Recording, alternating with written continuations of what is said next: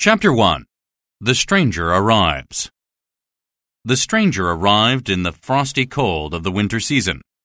The icy winds howled as they blew through the sky and snow began to fall. The stranger walked from Bramblehurst railway station, carrying a small black case. He wore thick gloves and a hat which was completely blanketed by the white powder of the snow. The man was covered from head to toe in a large, thick coat, and the only part of him that was visible was the tip of his nose. He staggered his way through the snowy terrain into the hotel at Epping and asked the owner for a warm fire and a cozy room. He paid for the room, and Mrs. Hall, the hotel's owner, immediately prepared a fire in the parlor.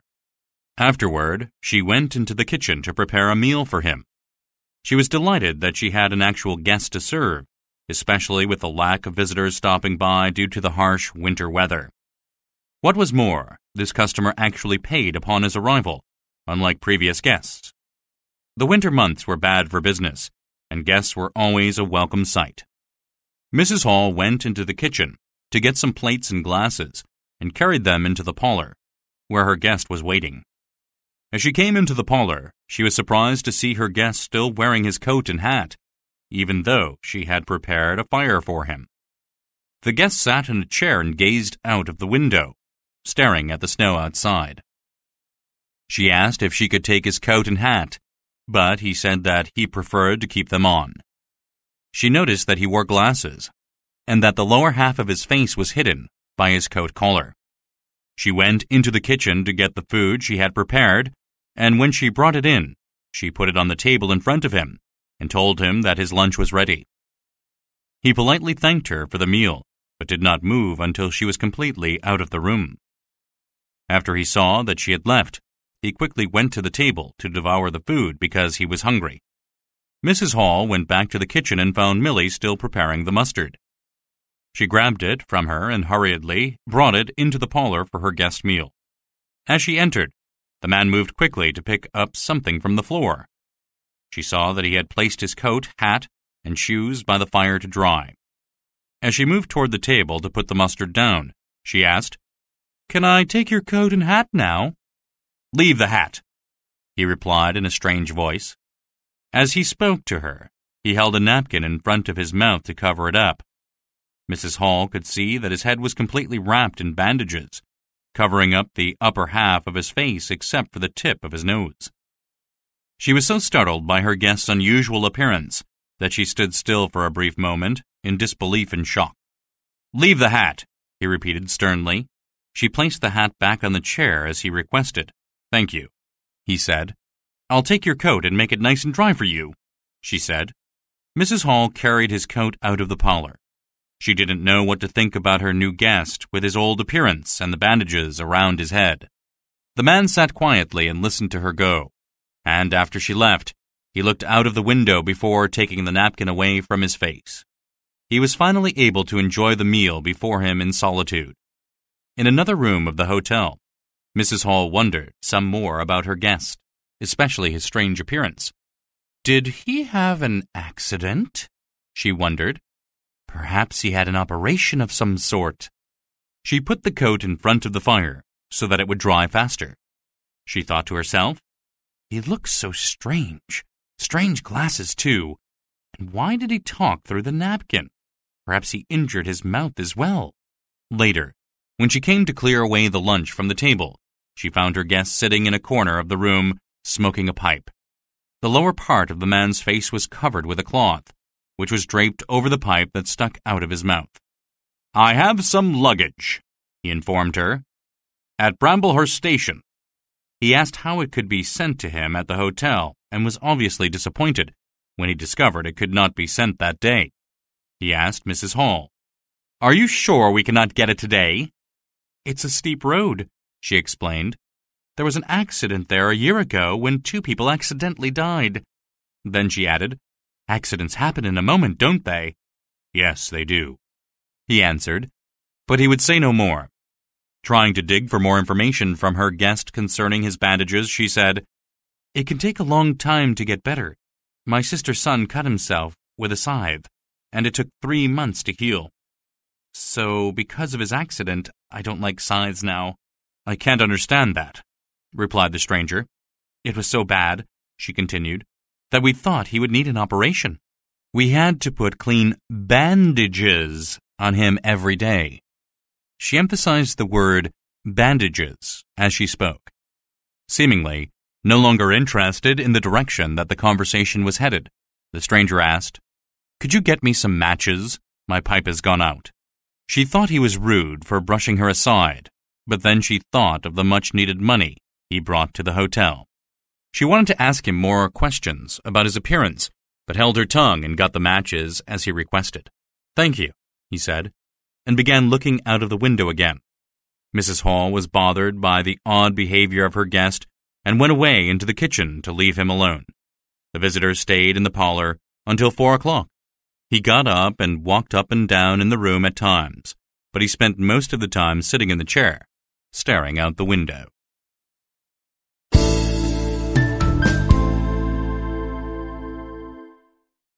Chapter 2.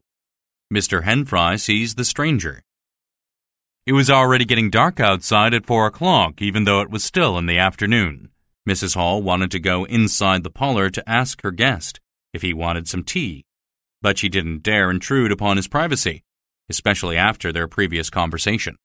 Mr. Teddy Henfry, the clock repairman, came into the bar of the hotel and exclaimed, "Well, Mrs. Hall, this is terrible weather."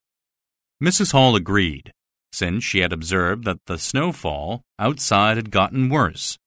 She noticed that Mr. Henfry had his tools with him and asked him if he would look at the clock in the parlor because the hour hand stayed on 6 all the time. She knocked on the parlor door and opened it slightly, waiting for her guest's permission to enter.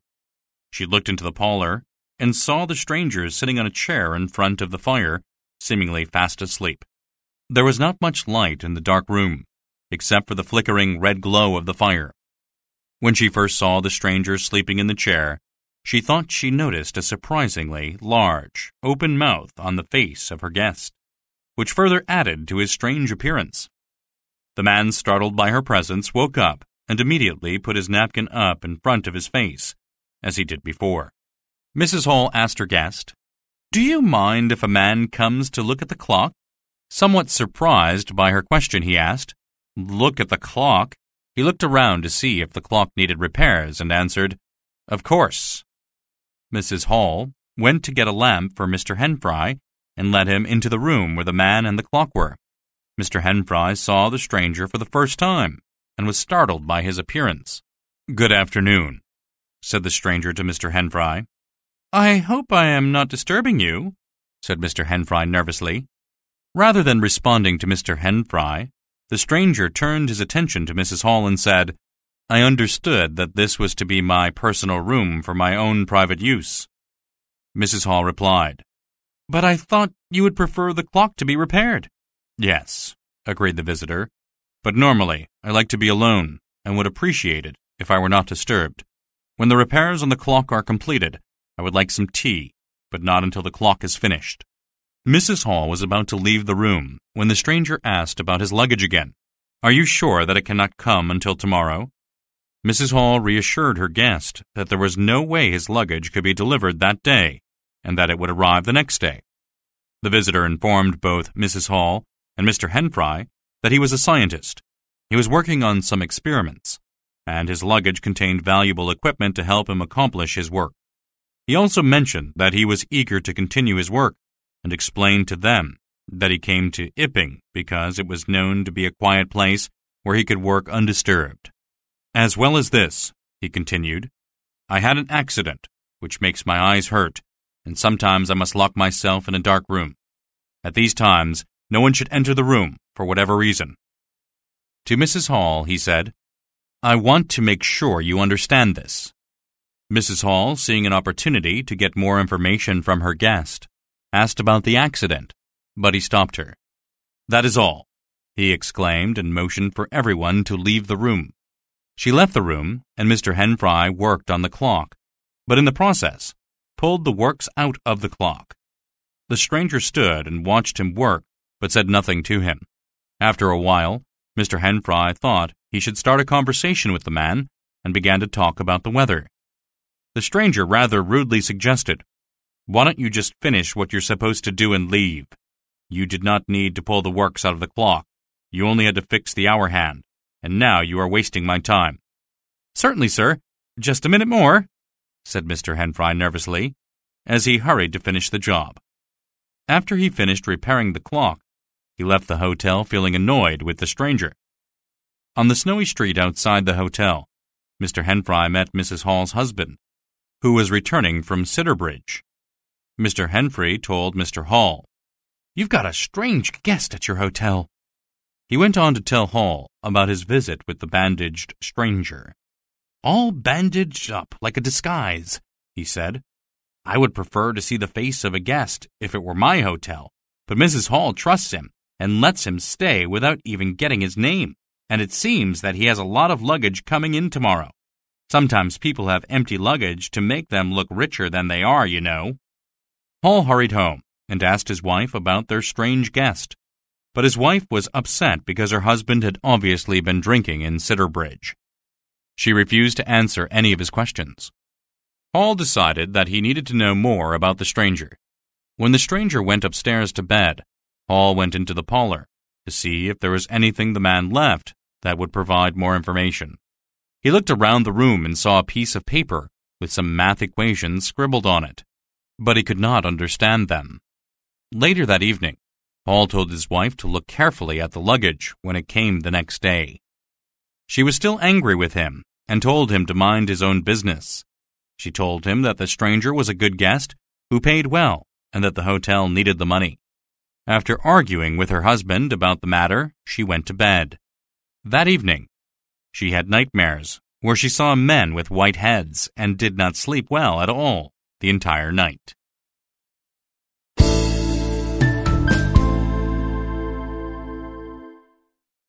Chapter 3. Hundreds of Bottles.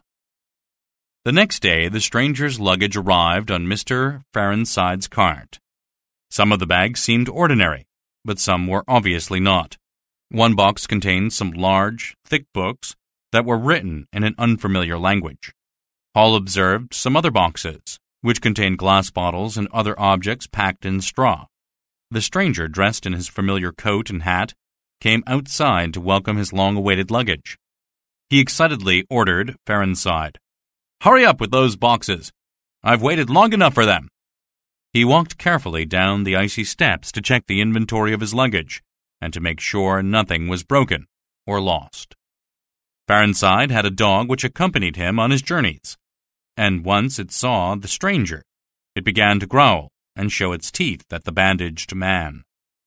When the stranger approached the cart, the dog jumped on him and bit his hand, and then it tore his trouser leg. Farenside struck the dog with his whip, and it quickly ran under the cart to hide. This all happened very quickly. When it was all over, the stranger looked at his torn glove and the leg of his trousers and ran inside to his bedroom. Farenside was surprised and angry at his dog for the way it treated the stranger, because normally the dog was friendly toward strangers. Mr. Hall decided he should follow the stranger to his room to see if he needed any help with his hand. He went upstairs and found the stranger's door open. The curtain was closed, which prevented any light from coming in, so the room was completely dark. Suddenly, he saw what he thought looked like an arm without a hand coming toward him. Then he felt something shove him out of the room, and afterwards the door slammed in his face. He had no idea what had just happened, or even exactly what he saw, since it all happened so quickly. Farenside, Mrs. Hall, and several other people were standing around and talking about what had happened with the stranger and the dog. Mr. Huckster from the shop across the road, Sally Wodgers from the blacksmith's, and several other women and children were gathered in front of the hotel. Hall came out of the hotel, but he decided to say nothing about what had happened upstairs. Hall simply told his wife, "He doesn't want any help. We'd better take his luggage in." "He should go and see the doctor," suggested Mr. Huckster. "I'd shoot that dog," added one of the women standing nearby. While they were discussing the situation among themselves, the dog began to growl again, and they looked up to see the stranger standing on the steps, wearing new gloves and trousers. Farnside asked with concern. "Were you hurt, sir? I'm very sorry the dog bit you." "I'm not hurt," the stranger told him. "It didn't break the skin. But please hurry with the boxes." As soon as they had carried the first box into the parlor, the stranger began to open it and unpack the items in the box. Excited to see his valuable equipment, he threw the straw all over Mrs. Hall's carpet. He took out all sorts of bottles, large bottles, small bottles, green bottles, white bottles, brown bottles, tall bottles, fat bottles, and many more. There were 6 large boxes filled with bottles alone, and he put them all over the room.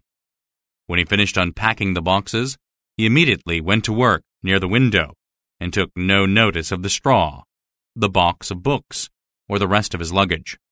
When Mrs. Hall brought his dinner to him, he was working so frantically that he did not even hear her knock.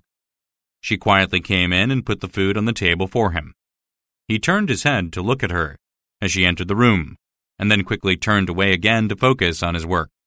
She saw that his glasses were off when he looked at her, and that his eyes looked strange. But when he looked at her again, his glasses were back on. "I do wish that you would knock before you enter," he said sternly. "I did," she replied. "Perhaps you did," he said with annoyance. "But please do not enter until I give you permission to do so. This is very important and urgent work, and I do not want to be disturbed." "You can lock the door," she said. "Yes, that's a good idea," he answered. She asked about the straw, which was scattered all over her carpet, and asked if he would like her to clean it up. He told her to add some money to the bill for the extra work in cleaning it up. All afternoon the stranger worked with the door locked, and at times Mrs. Hall could hear the sound of bottles clanging together. On one occasion, she heard glass being smashed on the floor. She could hear his footsteps as he walked rapidly up and down the room. Out of curiosity, she went near the door to listen to what he was doing. Mrs. Hall heard the stranger shout to himself, "I can't continue! 300,000, 400,000, too many! It might take me all my life!" Then, more quietly to himself, he added, "Patience, fool." Mrs. Hall had to go to the kitchen, and when she returned to the door, the room was silent. When she brought his tea into the room later that day, she saw broken glass in one corner of the room and a golden stain on the carpet. She began to say something about the mess, but he interrupted her, shouting, "Put it on the bill! Don't trouble me! If anything is broken, just put it on the bill!" "I'll tell you something," said Farnside, as he sat with Teddy Henfry in the bar. "The man my dog bit is black. Well, at least his legs are black because I saw through the tear in his trousers, and all I could see was black." "That's strange," replied Henfry, "because his nose is pink." "Yes, I know," agreed Farnside, "and I think he is black and white in patches. He must have one black parent and one white parent, and the colors didn't mix quite right. He must have patches of color, like some horses do."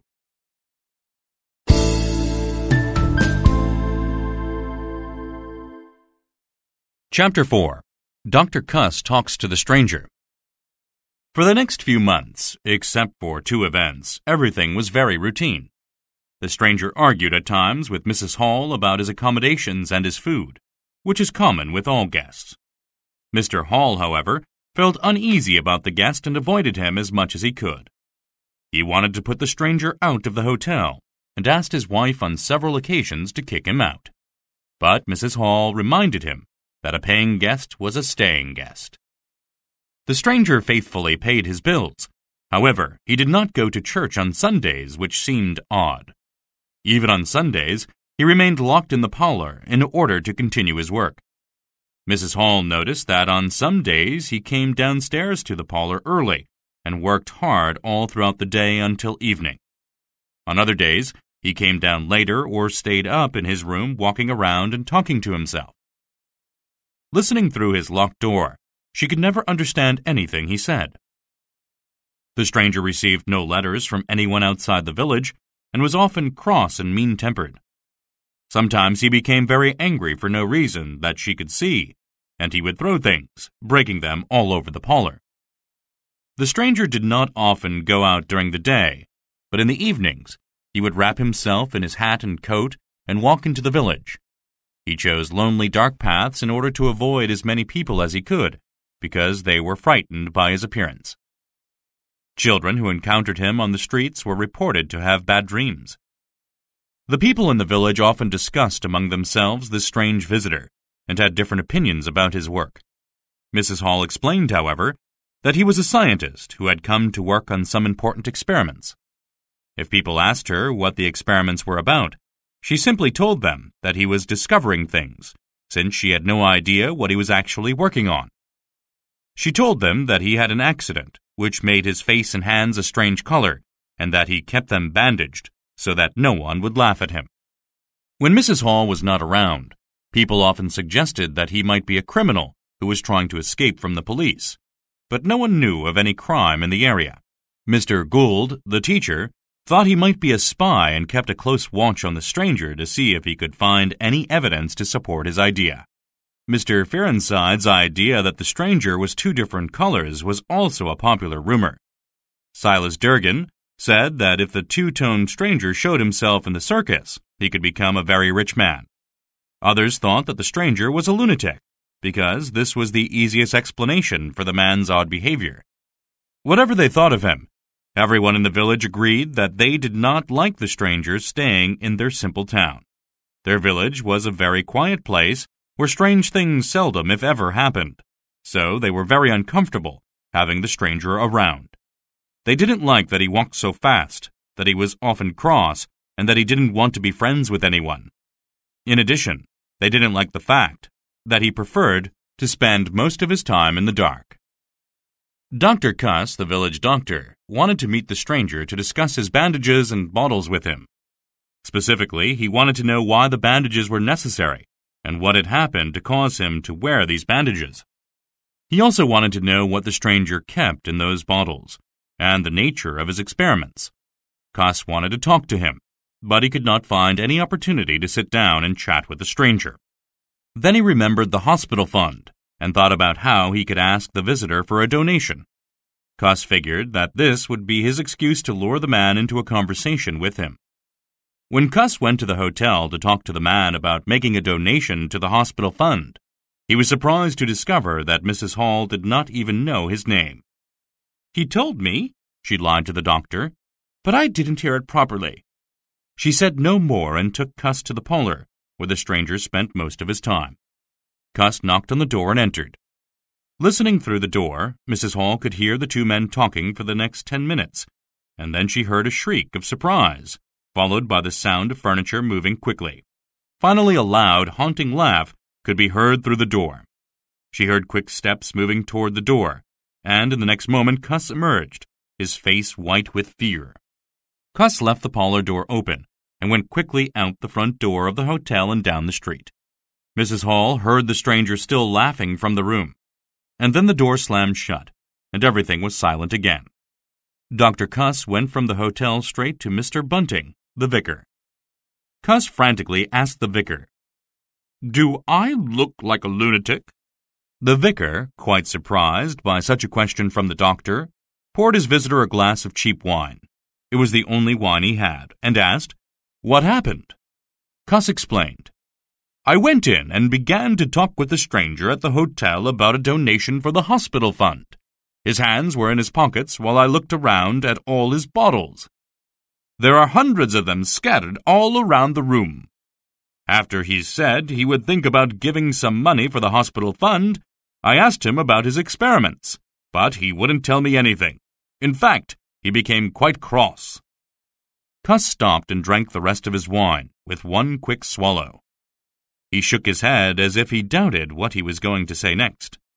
Finally, he continued by saying, "At this point, he took his hand out of his pocket." Cuss paused. Bunting leaned forward in his chair and asked the doctor, "Well?" "There was no hand," Cuss half whispered, "just an empty sleeve." Then he continued more loudly, "There was nothing in it, and I could see all the way down it. I could even see light coming through a tear at the elbow." Well, you can imagine my surprise. Then the stranger looked at his sleeve and slowly put it back in his pocket. I asked him how he moved an empty sleeve like that, and he said the strangest thing to me. He asked me if I was sure it was empty. Of course I told him I was sure.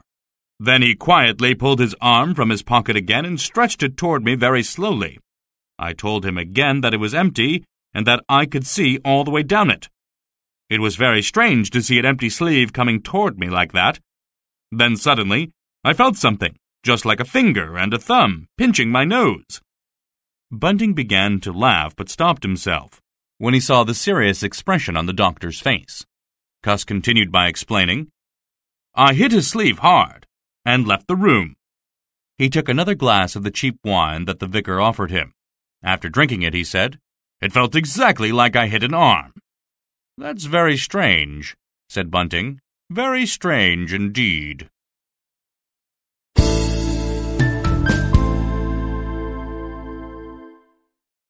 Chapter 5.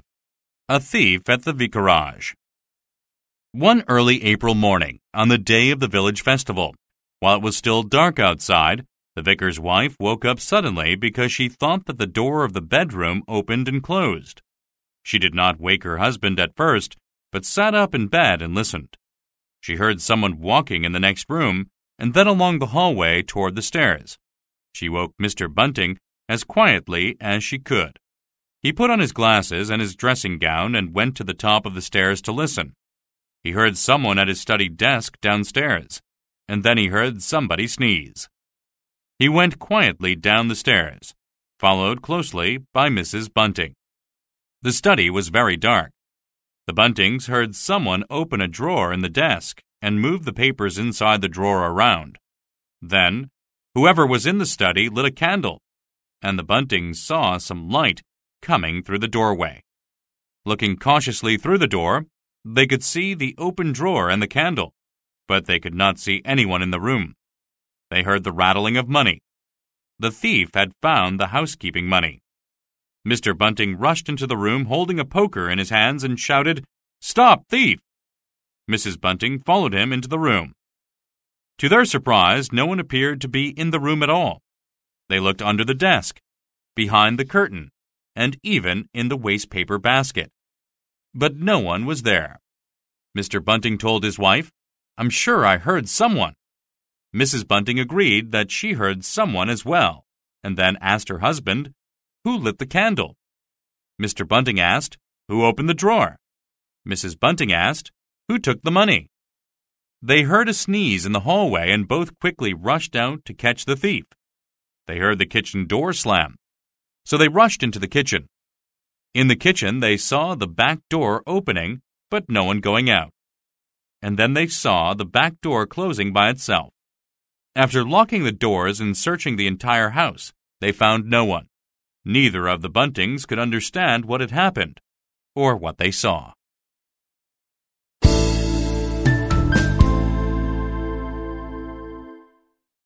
Chapter 6. The Furniture That Went Mad.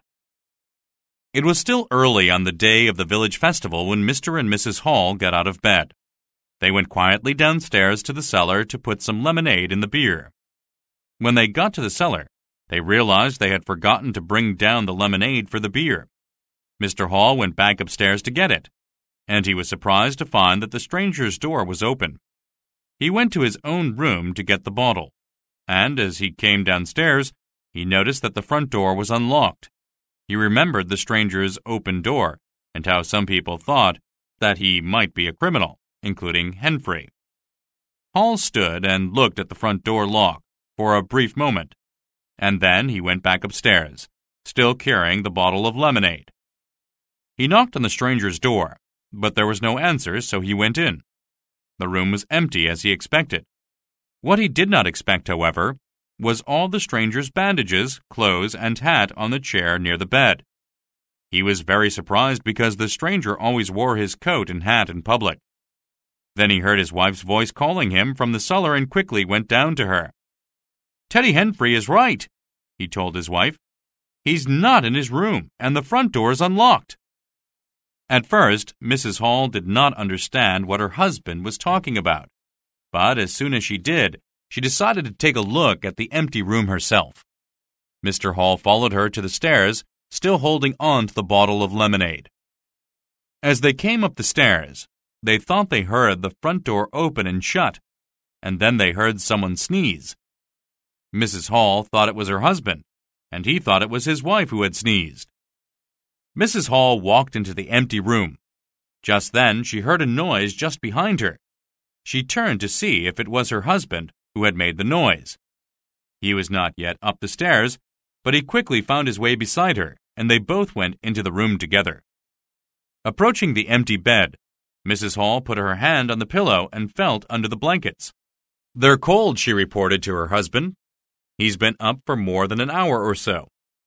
Suddenly, the blankets jumped up into the air and flew over the end of the bed onto the floor. Then the stranger's hat jumped off the chair and went flying through the air straight toward Mrs. Hall's face. The chair with the bandages on it began to shake, and the clothes on the chair fell off to the floor. Next, the chair jumped up from the floor with its 4 legs pointed at Mrs. Hall. The chair seemed to be laughing and came quickly toward her. She screamed in terror as the chair legs hit her and pushed her and Mr. Hall out of the room. After they had been pushed out, the door slammed and locked itself. Mrs. Hall felt terribly ill, and it took some time before she could even speak. When she could finally speak, she said, "There are ghosts in that room. I read about them in the newspaper. Don't let that man in again. I should have known. He wears all those bandages and he never goes to church on Sundays, and he has all those bottles. He puts ghosts in the furniture. My mother used to sit in that chair, and now it attacked me. I can't believe it." It was still very early in the morning and dark outside, but they sent Millie to call Mr. Wadgers, the blacksmith. He quickly came to the hotel and listened to the strange story that the Halls told him. Wadgers didn't want to go up to the stranger's room because he was afraid. Mr. Huckster, the shopkeeper, and his assistant were called, and there was more talk, but no one did anything. "We have to be sure that we are doing the right thing if we break the door open," said Wadgers. As he was speaking, the door of the stranger's room opened, and they all looked up to see the stranger, wrapped in his bandages and clothes, coming down the stairs. Pointing to the bottle of lemonade standing by the cellar door, the stranger merely said, "Look at that." Then he stomped his way into the parlor and slammed the door very hard behind him. Everyone gathered around, and the Halls stood there quietly looking at one another, confused about what they had just seen. "I think you should ask for an explanation," Wadgers suggested to Hall. Hall thought about it and at last knocked on the door of the parlor and opened it. "Excuse me," he said. "Get lost," the stranger shouted angrily, "and close the door after you." Hall quickly closed the door and everyone stood outside looking at it.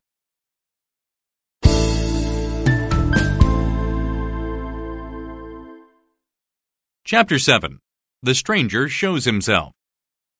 After the stranger stormed into the parlor that morning, he remained locked in the room by himself until midday. He kept the door tightly shut and the curtains closed. No one was allowed to come near him. He did not eat during the whole time he locked himself away in the parlor. He rang the bell 3 times for service, but no one answered his requests. Mrs. Hall was angry with her guest and said to herself, "He can't tell us to get lost." When the news was reported that a thief had stolen some money from the vicarage earlier that morning, immediately the townspeople began to suspect the stranger. Hall and Wadgers went off to look for a police officer. In the hotel, everyone could hear the stranger in the parlor pacing up and down, and at times tearing paper or smashing bottles. Young Archie Harker went around to the window of the parlor from the side of the hotel and tried to see through the closed curtains, but he saw nothing. However, he lied and told the other kids that he did, and soon there were other boys trying to look through the windows as well. The village street was lined with booths that were set up for the village festival that day. During the morning, more and more people came out to enjoy the festival, which brought in a number of visitors from other villages as well. Some men were busy putting up flags along the street. The festival was very colorful, and festive noises filled the streets. Meanwhile, inside the dark parlor, The stranger was growing hungry and angry. He shouted at the boys to leave him alone when he heard them making noise outside his window. In a corner by the fire lay broken glass from the bottles he smashed in his rage. At about noon, he suddenly opened the door and stood staring at the people in the bar of the hotel. "I want Mrs. Hall," he sternly demanded. Somebody went to get her. She was ready to confront her rude guest and came to the room carrying the bill. Waving the bill in his face, she asked in an unfriendly tone, "Do you want your bill, sir?" Ignoring the bill, the man barked at Mrs. Hall. "Why did I not get my breakfast? Why do you not answer my bell? Why won't you give me any food? Do you think I am able to live without eating?" "Why isn't my bill paid?" Mrs. Hall shot back. "That's what I want to know." "I told you 3 days ago that I am expecting some money soon," replied the man, who was obviously close to losing his temper. "I told you 3 days ago that I would not wait," replied Mrs. Hall, "and I won't give you breakfast until you pay the bill." The stranger swore in frustration at Mrs. Hall. "And please do not swear," she said condescendingly. In a quieter tone, the stranger growled, "I told you that the money has not come yet, but I think I may have some money here in my pocket." Mrs. Hall said suspiciously, "3 days ago you said you didn't have any money at all, and all of a sudden you have some now." "Well, I've found some more," the stranger replied with annoyance. "I wonder where you found it," said Mrs. Hall, looking intently at the man. This annoyed the stranger greatly, and he replied, "What are you implying by that statement, Mrs. Hall?" "Only that I wonder where you found it," she answered. "And before I get any breakfast or any other food, you have to explain some things that I don't understand. First of all, I want to know what you did to my chair upstairs, and then I want to know how you got into your room. People around here use doors, but you don't seem to use them. So how exactly did you get in?" The stranger answered Mrs. Hall with a threatening and mysterious tone. He told her, "You don't understand who I am or what I am, but now I will show you." Then the stranger put his hand to his face, removed something off of it, and gave the object to Mrs. Hall. After receiving the object, Mrs. Hall noticed that the middle of her guest's face now had a hole in it. She then looked at what he had handed her and gave a terrified shriek. She held in her hand the stranger's pink-tipped nose. After realizing what she had in her hands, Mrs. Hall immediately dropped it in disgust, and it fell to the floor. It wasn't a real nose, but a fake one made out of cardboard. The stranger then proceeded to take off his glasses, and everyone around gasped. He took off his hat, tore off his bandages, and removed his false hair. Everything came off. Mrs. Hall screamed again and ran for the door, and everyone else followed closely behind her. They expected to see scars and wounds when the stranger removed his bandages, but instead, they saw absolutely nothing. No skin, no hair, not even an eye or mouth.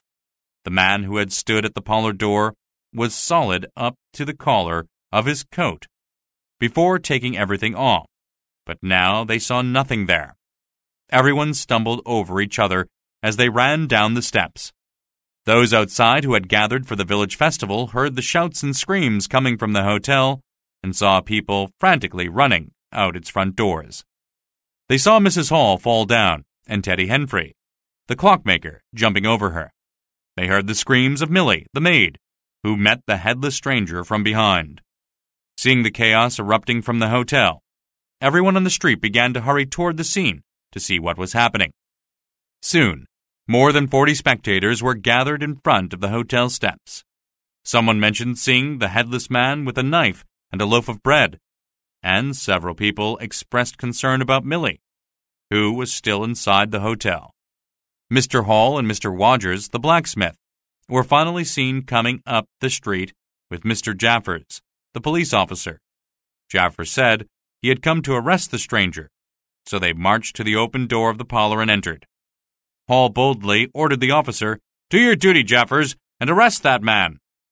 In the parlor they found the headless stranger holding a loaf of bread in one hand and some cheese in the other. "That's him," said Hall, pointing at the headless man with a shaking finger. "What's this?" exclaimed the stranger. "You might not have a head," said the police officer, summoning up his courage, "but I am going to arrest you anyway, because it's my duty to protect these people." Jaffers carefully approached the headless stranger. The stranger placed the bread and cheese on the floor in front of him and commanded, "Keep away." Then he took off one of his gloves and hit Jaffers with it. Jaffers seized his handless arm and then caught the stranger by his invisible throat. The stranger struggled to get free and kicked the officer, but Jaffers refused to let go. The two men wrestled with each other, fell onto a chair, and finally tumbled to the floor. Jaffers called out to Hall and Wodgers, "Get his feet!" Hall tried to grab the stranger's feet, but the stranger kicked him in the stomach. Some of the bottles fell from a shelf and shattered on the floor of the parlor. More men rushed into the room to help the police officer secure the headless, handless stranger. Seeing that it was a hopeless battle, the stranger cried out, "I'll surrender!" Jaffers released him and allowed him to stand. The stranger stood up and took off his other glove. With obvious sadness in his voice, the stranger told the men in the room, "It's no good." It was very strange to hear the stranger's voice coming from nowhere, since he had no visible head. Jaffers took out his handcuffs, but he realized that there were no hands to cuff. He wondered to himself, "How am I supposed to use these if I can't even find his hands?" The stranger's sleeves reached up to the collar of his coat, and then quickly went down, unbuttoning all of the buttons as it did so. Next, the stranger's shoes and socks came off. It looked like some sort of magic trick. Mr. Huckster, the shopkeeper, exclaimed, "It's not a man at all! It's just empty clothes!" Huckster reached out and tried to put his arm down the seemingly empty collar of the coat, but he hit something, and the stranger cried out, "Keep your fingers out of my eye!" "The fact is," the stranger's voice explained, "that I am all here, my hands, legs, head, and everything else is here, but I'm invisible." "Invisible?" exclaimed Huckster. "But who ever heard of such a thing?" "It is indeed strange," said the stranger's voice, "but it is not a crime, so why am I being arrested?" "I'm not arresting you for being invisible," explained Jaffers. "I'm arresting you for stealing money from the vicarage earlier this morning." "I didn't do it," the stranger flatly replied. "I hope that's true," Jaffers said, "but I still have to arrest you on suspicion." "Very well, I'll come," said the stranger, "but please, no handcuffs." Jaffers would not agree to this condition, and suddenly the stranger began to take off the rest of his clothes. When Jaffers realized what the man was doing, he tried to grab him. Everybody in the room rushed forward to grab the invisible man, but when his shirt came off, there was nothing to grab. No one could see him now, and the invisible man began hitting the men nearest him. "Look out! Hold him! Shut the door!" everyone was shouting at one another. When Wodgers got hit on the nose, he turned and ran out the room. All of the other men in the room were right behind him. In the hallway, Jaffers felt another hit, this time on the jaw. So he grabbed at the air and caught the stranger. He shouted to the other men, "I've got him!" Jaffers and the invisible man wrestled, and they both fell down the front steps of the hotel. Jaffers hit his head against the road and let go of the stranger. A woman screamed as something pushed past her, and a dog yelped as if someone had kicked it. The invisible man had escaped. People rushed all over the village while Jaffers lay injured at the bottom of the steps. Mr. Gibbons studied plants and animals in the area surrounding Ipping. He was lying down in the fields, all alone and almost asleep, when he heard someone cough nearby. Then he heard a sneeze and someone swearing. Gibbons could not see anyone, but he was sure that he heard a voice. The mysterious voice continued to swear as the sound went further away from him in the direction of Adderdean. Then he heard another sneeze, before everything became silent again. Gibbons got up quickly and ran down the hill toward the village as fast as he could.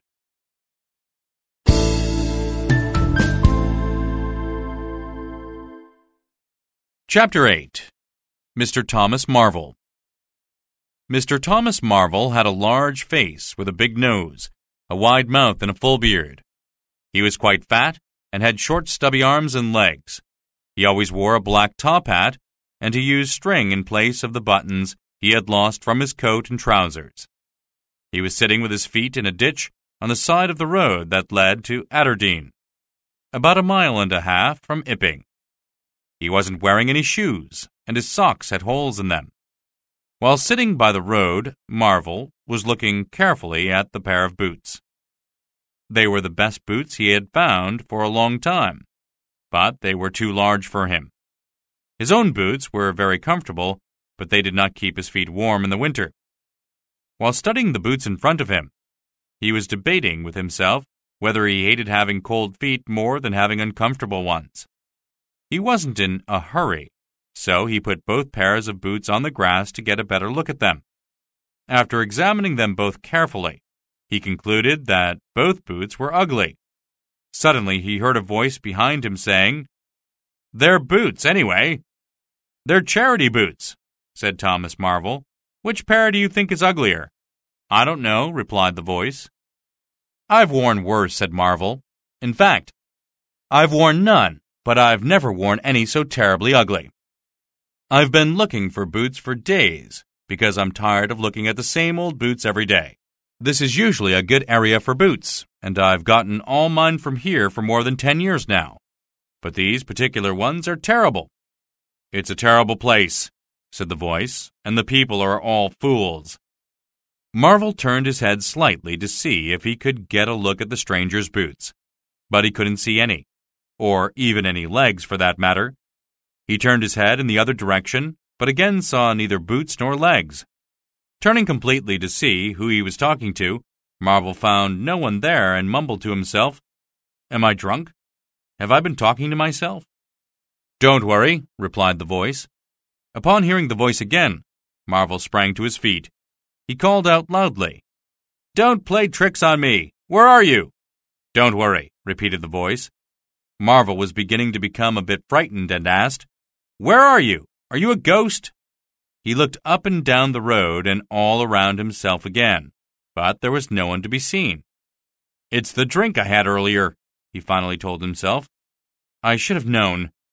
"It's not the drink," said the voice. "It's the drink," repeated Marvel. "I'm sure I heard a voice." "You did hear a voice," replied the voice. Marvel covered his eyes with his hands and exclaimed, "I'm either mad or it has to be a ghost." "Neither one nor the other. Now listen," demanded the voice. Marvel felt something like a finger poking his chest. The voice asked, "Do you think this is just your imagination?" With a trembling voice, Marvel replied, "What else can you be?" "Very well then," said the voice. "How about if I throw some stones at you until you think differently?" A stone flew over Marvel's shoulder, rather close to his ear. He quickly turned to where the stone flew from and saw another stone lift up off the ground and hang in the air. Suddenly the stone flew at him and struck his foot before bouncing into the ditch. Mr. Marvel shouted in fright and began to run away, but he tripped over something he could not see. "Now," said the voice, "do you still think I am just your imagination?" Marvel tried to get up, but was immediately knocked down again. "If you try to escape again, I will aim the next stone at your head," said the voice. "I don't understand," said Marvel. "Stones throwing themselves? Stones talking? I give up." "It's very simple," explained the voice. "I am an invisible man." Marvel could only ask with confusion, "But where are you?" "Just here, a few feet in front of you," answered the voice. "At this moment, you are looking straight through me." Marvel asked, "Are you solid?" "I'm a person just like you," replied the voice. "I am solid, and I do get hungry if I don't eat. I also get thirsty if I don't drink, and cold if I don't wear clothes. I'm just invisible. It's simple, really." The invisible man put his hand on Marvel's arm. Marvel touched the invisible hand, and then felt carefully up the arm to the shoulder and touched the bearded face. He was extremely shocked and amazed at what he felt. Marvel exclaimed, "I can see the road right through you, but I can't see any part of you." Then, looking closely at where the invisible man's stomach should be, he added, "I can't see you, but have you been eating bread and cheese?" "That's right," said the invisible man. "You can see what I have been eating because it is not part of my body yet. "This is terrific!"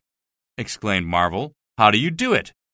"It's not as terrific as you think," replied the invisible man. "And that's why I need your help. I need you to find me some clothes and a warm place to stay, and then some other thing. You must help me." This last command sounded like a threat. "Please don't knock me down again," cried Marvel. "This is all too much for me. The road was empty, the fields were empty, the sky was empty.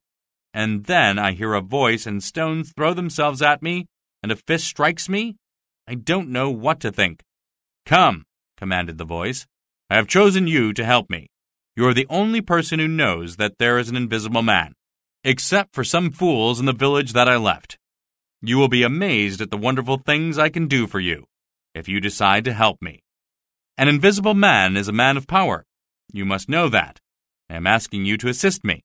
However, if you refuse—" These last words were spoken as a chilling threat. Then Marvel felt a light tap on his shoulder. "No, no, don't strike me," he pleaded. "I'll do anything you want."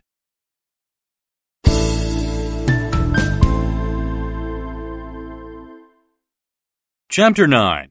Mr. Marvel Visits Iping. Meanwhile, back at the village of Iping, the people were trying to understand what had happened. At first, they were afraid, but then they began to doubt themselves and what they had just witnessed earlier that morning. It is much easier and more logical not to believe in an invisible man. Only a few people had actually seen him take off his clothes, and a few others had felt his arm or other parts of his body. Some of them simply refused to talk about what they had experienced.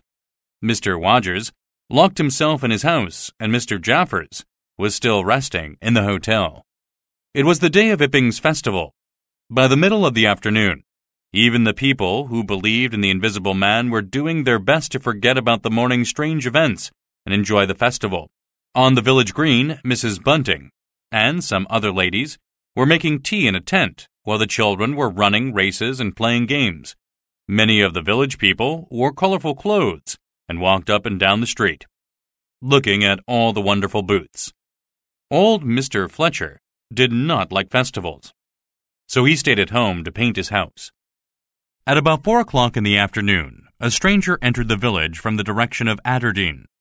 He was short and fat and wore a black top hat. Looking extremely nervous and worried, he turned the corner at the church and headed straight toward the hotel. Old Fletcher saw him and noticed the strange manner in which the man walked. He stopped painting to observe the man with the top hat as he walked to the hotel. Other people who saw the man said that they noticed him talking to himself. From the shop across the road from the hotel, Mr. Huckster noticed this as well. He saw him stop outside the front of the hotel, seemingly arguing with himself before entering through the front door. Huckster could see him turn left and open the door of the parlor. Then he heard Mr. Hall shouting, "That room's private." The stranger closed the door and walked over to the bar. A few moments later, he came out of the hotel and walked around the side of the hotel where the window of the parlor was. Huckster thought to himself, "That man is a thief." He left his shop and went into the street, ready to catch the man. Huckster saw the man come back around the corner of the hotel with a big bundle tied in a blue tablecloth. The man also had 3 large books under his arm. When the man saw Huckster coming toward him, he began running. Huckster ran after him, shouting, "Stop, thief!" The man was running toward the road to Adderdean. Huckster was sure he could catch the short, fat man. Then suddenly, he tripped over something he could not see and fell to the ground, hitting his head on the road. He did not see what happened after that.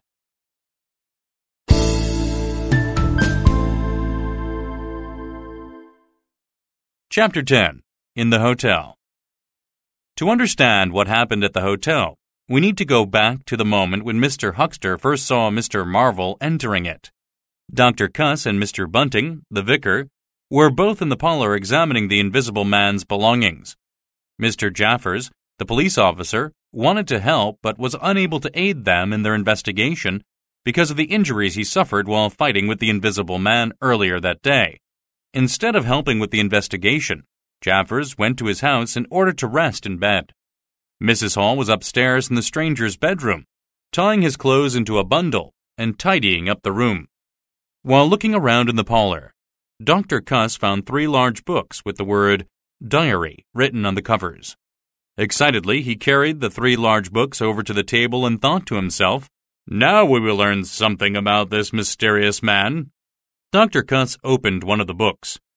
No name on it, he noticed with disappointment. What a pity!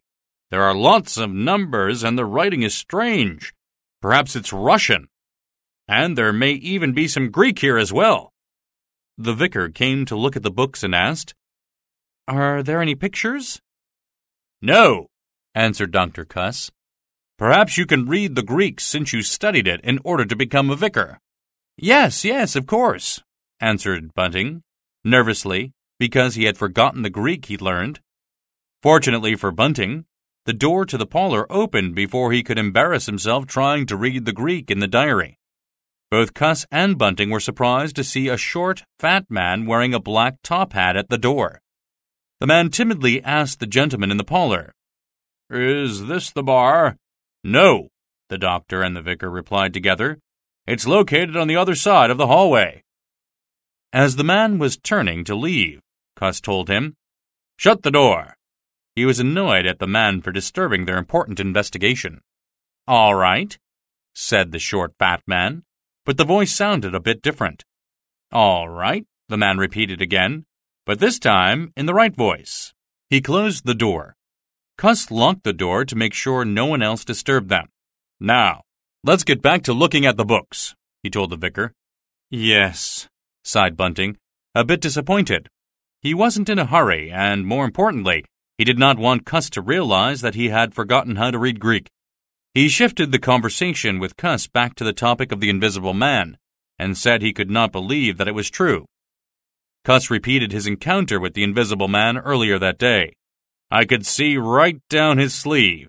But anyway, we won't argue about it again. Here's some Greek writing. What does it say?" Bunting bent over the book to look closely at the unknown writing. As he tried to understand the strange words on the page, he felt something on the back of his neck, as if a person was holding his neck, preventing him from moving. The next moment he heard a voice ordering, "Don't move, little men." Out of the corner of his eye, Bunting saw that Cuss was also apparently being held by the neck. The voice scolded them for reading the diary and taking away the clothes. "You will do what I tell you, or else I will kill both of you with the poker," the voice said. The doctor and the vicar stopped struggling and promised to obey the demands of the voice. The voice commanded, "I need my clothes, and I need those 3 books."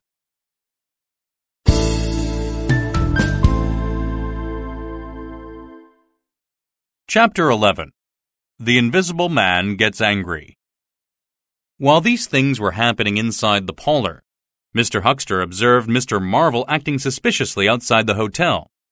At the same time, Mr. Hall and Mr. Henfrey were drinking at the bar, oblivious to the struggle that was going on inside the parlor. Then they heard a loud thud against the door of the parlor. The men in the bar quickly got up and went to listen at the parlor door. They could hear people talking softly in the room and also could smell a strange odor coming from the crack underneath the door. Hall knocked on the door and asked, "Are you all right in there?" The conversation inside the room came to a sudden stop, and then they heard someone shout, "No, you can't!" After hearing this, the men in the hallway heard a chair falling over and the sound of fighting. Afterward, the room fell silent again. Hall called again through the door, "Are you all right in there?" The vicar's voice did not sound quite normal, but he said they were all right and asked Hall not to interrupt. "Very strange," Henfrey said to Hall. Hall agreed, saying, "Odd indeed." They continued listening closely at the door. The conversation continued inside the room, but was very faint. Then, very clearly, they heard Bunting shout, "I can't! I won't!" Henfrey and Hall looked at each other before hearing Bunting shout again, "I will not! It is disgraceful!" Then the 2 men heard a lot of other odd noises coming from the parlor. Mrs. Hall came down the stairs and ordered the 2 men to go back to the bar, but they told her what they had heard in the parlor. Before she could do any more to convince them to go back into the bar, they all heard the sound of the parlor window opening. Through the open front door of the hotel, Mrs. Hall also saw Mr. Huckster run out of his shop waving his arms and shouting, "Stop! Thief!" They all ran out of the hotel in time to see someone run around the corner of the church going toward the road to Aberdeen. As they followed after the man, they saw Huckster fall on the road, hitting his face and shoulder on the ground. Henfrey stopped to help Huckster, but Hall and two other men from the festival continued to chase the stranger. Hall suddenly fell for no reason. He caught hold of one of the men, who was with him as he fell, and they both fell together. The other man who was chasing the thief also fell suddenly. As he tried to get back up, he was knocked down by a hard punch. The rest of the people from the village green came running around the corner of the church. The first person was astonished to see 3 men lying on the ground, and then he fell down too, as well as the man who was following him. Others came running around the corner and fell over them, forming a huge pile of fallen men. Mrs. Hall stayed in the hotel while the men chased the thief. Then suddenly the parlor door flew open, and Cuss staggered out. He rushed into the street yelling, "Catch him! He is carrying the books, so you can see him easily." Actually, he didn't know that Marvel had the books because the invisible man gave them to him. Cuss caused quite a stir when he ran into the street because he was not wearing any trousers. "Catch him!" he shouted. "He's got my trousers and all the vicar's clothes." Cuss ran around the corner of the church and tripped over all the people already lying there. He shouted and tried to get up, but then he realized that no one was chasing the invisible man. Rather, they were all running back to the village. Assuming that the invisible man had escaped them, Cuss made his way back to the hotel. On the way, he passed Huckster, who was now sitting on the side of the road gathering his senses. Just as he was going up the steps of the hotel, Cuss heard a shout and immediately recognized the voice of the invisible man. Racing back into the parlor, Cuss warned the vicar, "Quick, Bunting! He's coming back! Save yourself!" Bunting, who was trying to cover up his body with a rug and some papers because his clothes had been stolen, froze in terror. Loud noises in the hallway outside the parlor caused Dr. Cuss to jump out of the parlor window and run for his life. Bunting followed him, running desperately up the street to the vicarage as fast as he could, while still trying to keep his body covered with the rug. As news of the invisible man's return spread, all the villagers ran to their houses and locked the doors. Watching through locked windows, many of them saw the vicar running up the street without his clothes. Then, as they watched, all the windows of the hotel began breaking, one after another. The invisible man was having fun taking his revenge by destroying more property and causing fear among all of the villagers. Afterward, he stopped his actions and left the town, but there was no way for the villagers to know this. As a result, it was 2 hours before any of the Ipping villagers dared to come out of their houses.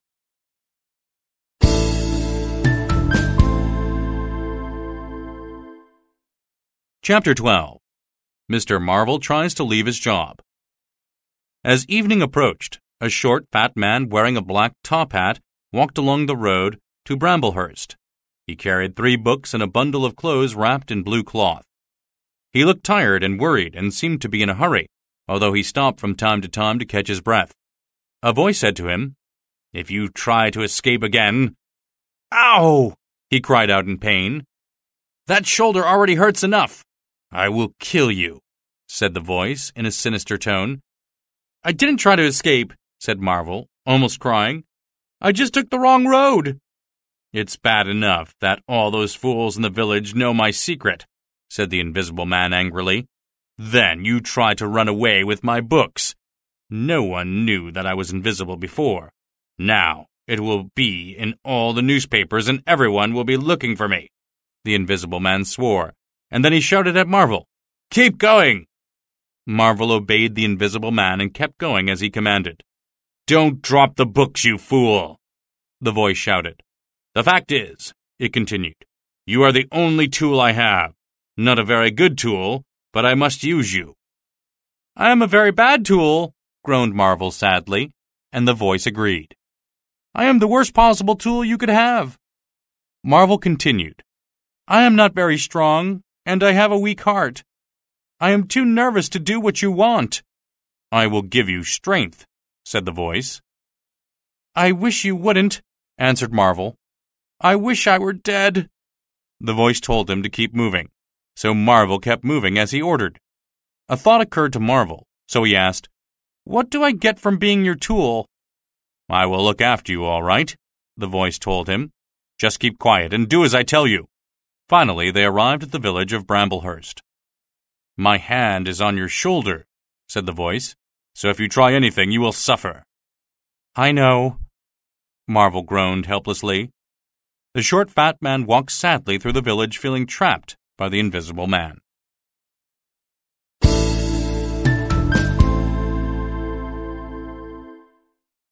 Chapter 13. The Old Sailor at Port Stowe. At 10 o'clock the next morning, Marvel sat on a bench outside a hotel in Port Stowe. He was tired and dirty from the long, hard journey the day before, and he desperately needed a bath and a shave. He looked extremely uneasy and uncomfortable sitting on the bench with his hands deep in his pockets. The 3 large books that were stolen from the parlor of the hotel in Ipping were beside him, but the bundle of clothes were hidden somewhere in the forest near Bramblehurst. An old sailor came out of the hotel holding a newspaper and sat beside Marvel on the bench. Nice day, said the sailor politely. Marvel looked at him nervously and replied, Very nice indeed. The sailor looked at Marvel and the stack of books that were beside him. He also heard the sound of money in Marvel's pockets as he nervously played with some coins. The sailor wondered how such a poor-looking person could have any money at all. The sailor's curiosity got the better of him, and he asked, Are these your books? Marvel replied, Yes, these are my books. There are some very strange things in books, said the sailor in a philosophical tone. I believe you, replied Marvel. There are some very strange things out of books, too, continued the sailor, trying to keep the conversation going. Yes, true again, agreed Marvel. There are some very strange things in newspapers like this one, continued the sailor. There's a story here about an invisible man roaming around. Marvel made a strange face and asked, Where? In America? No, right here in our area, replied the sailor. Marvel asked the sailor, What did he do to get himself in the newspaper? The sailor answered, The paper here says he started to cause some trouble at Ipping. Apparently, a vicar and a doctor both saw him, or rather didn't see him because he's invisible. He was staying at a hotel there, and no one knew he was invisible until his bandages came off his head in a fight. Of course, then they could see he had no head. They tried to catch him, but he took off his clothes and escaped from the village. He also injured some people as he ran away, including a police officer. Marvel questioned the sailor further. He asked, Does the newspaper mention if he had any friends? The sailor raised an eyebrow and asked, Isn't one invisible man enough? Marvel gave a nervous little laugh at this, so the sailor continued, No, I don't think he had any friends. I don't know about you, but it makes me nervous to think that he might be running around somewhere near here. Marvel appeared to be listening carefully for something, and then he leaned toward the sailor and whispered, The fact is, I know something about this invisible man. The sailor was surprised to hear this from the short, fat man in the black top hat. He asked, What do you know about him? Marvel answered, still whispering, You'll be astonished by what I have to tell you. The fact is, he started, but suddenly his head moved quickly to the side as if something had struck him, and he began yelling in pain. Ow! Ow! Confused by his companion's strange behavior, the sailor asked, What's the matter? Oh, it's a toothache, replied Marvel, and he put his hand on his cheek. I'm sorry, but I have to go now. He picked up the books from the bench and turned to leave. But you were just going to tell me about this invisible man, exclaimed the sailor. It was all a lie, said a voice unlike Marvel's. It's all a lie, said Marvel rather weakly. I know the man who started the story, and it's nothing but a lie. There is no such thing as an invisible man. With that, Marvel turned his back on the sailor and began to walk away, but in a very strange manner. Later, the sailor heard a story from another sailor who said that he saw some money flying along the road near a wall in Port Stowe. He tried to catch the money, but something knocked him down and the money disappeared. This actually happened more than once. Money disappeared from shops and houses in Port Stowe and flew away along quiet roads and streets. Very few people saw it, however. It was only 10 days later, after the burdock story was told, that the sailor realized that he had actually been quite close to the mysterious and wonderful Invisible Man.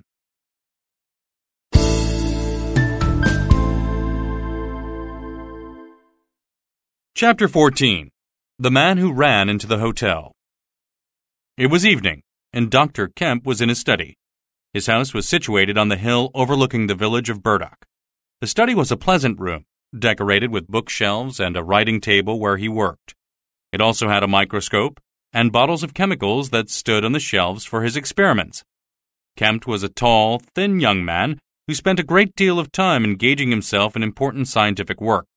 Oftentimes, he looked out of his window at the hill across the valley to enjoy the lovely view from his hillside house. As he looked out on this particular day, he saw a short, fat man running as fast as any short, fat man could run on the street below. Kemp sighed and thought, "Oh, another fool. Like that fool this morning who ran past me shouting, 'Invisible Man is coming!' How can people believe in such nonsense?" He continued to watch the man running toward the village, and as he looked more closely, he noticed that the man seemed to be carrying something heavy in his pockets. The short, fat man ran all the way into Burdock, and Kemp returned to his writing table. The people in Burdock saw the fat man running along the street, and they heard the money in his pockets. They also saw the look of terror on his face as he ran desperately through the streets. The man didn't look to the right or to the left, but kept his eyes focused before him, running straight down the street. Everybody in Burdock stopped and stared and wondered what he was so afraid of. A few moments later, they heard a dog barking far up the hill, and then they heard the sound of bare feet running through the street. As the sound passed them, they felt something like a wind go past, and also heard the sound of a person panting. People screamed as they heard the mysterious panting sound and quickly jumped off the street. Terrified, they ran into their houses and locked the doors, shouting, "The Invisible Man is coming!" The Burdock Hotel is located at the bottom of the hill where the tram lines begin.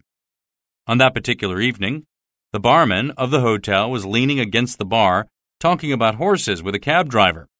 A man with a thick, black beard and an American accent was talking to a police officer. The men in the bar heard footsteps coming from outside, and then the door of the bar flew open as Marvel came running in. He was crying, and his black top hat was gone. His clothes were torn and dirty, and he could hardly breathe from running so much. Gasping for breath, he tried to close the door behind him, but he couldn't. "Coming!" he panted faintly. "The Invisible Man! He's after me! You've got to help me!" "Shut the doors!" commanded the police officer and, with the help of the bearded American, closed one of the doors. "Please, let me get in behind the bar," begged Marvel, holding tightly to the large books he was carrying. "Lock me in somewhere. He's after me. He said he would kill me, and he will," cried Marvel in desperation. "You're safe now," assured the American with the black beard. "The door's shut. Now, what's this all about?" Suddenly, there was a thud on the door, followed by shouting and knocking. Marvel screamed, "Don't let him in! Let me get behind the bar! Lock me up! Please, help!" The barman opened the side of the bar to let him in, and Marvel rushed behind the bar to hide. The sound of banging on the door continued. "Don't let him in!" Marvel pleaded from behind the bar. "He'll kill me!" At that moment, the window of the hotel was smashed in, and there were several screams in the street outside. Then everything became silent around them. "Unlock the door," said the bearded American. Looking over the top of the bar, Marvel saw that the American was holding a gun in his hand. "Put that gun away," ordered the police officer. The American refused to listen, saying, "I won't kill him. I'll just shoot at his legs." The barman wouldn't unlock the door, so the American went to the door and unlocked it himself. He then stepped back away from the door. They all stood watching the door intently, but it didn't open. "Come in," demanded the American bravely, but no one came in and the door remained closed. Marvel asked, "Are all the doors locked? Because he is very clever and will find a way in." The barman exclaimed, "There's a back door and a yard door and the private door." He rushed out of the bar to check the doors. When he returned, he informed the other men in the bar that the yard door was open. Looking around fearfully, the cab driver said, "He might be in the hotel now." Suddenly, Marvel began to make strange noises like an animal caught in a snare. Hearing his cries, all of the men tried to jump over the bar to rescue him. The American shot his gun, shattering the mirror behind the bar. An invisible force pulled Marvel from behind the bar and dragged him into the kitchen, where there were screams and the noises of pots falling on the floor. Rushing toward Marvel in the kitchen, the police officer managed to grab the arm of the invisible hand that held him. However, an invisible fist struck the officer in the face, and he fell back. The cab driver grabbed something and shouted, "I've got him!" Then the barman rushed over and grabbed something as well. The invisible man let go of Marvel, who tried to crawl behind the legs of the other man. They heard the invisible man scream in pain when the police officer stood on his foot. He started to punch people around him and hit the cab driver in the stomach. After a brief struggle between the invisible man and the men surrounding him, the kitchen door opened and slammed shut. The American asked, "Where did he go?" "This way," the police officer called to the rest of them, and he led the way out into the yard. Suddenly, a stone flew past his head. "I'll show him," said the American, pulling out his gun. He shot 5 bullets in a row into the yard outside the hotel. The echoes of the gun shots were followed by silence. "Come on," the American said. "Let's feel around for his body."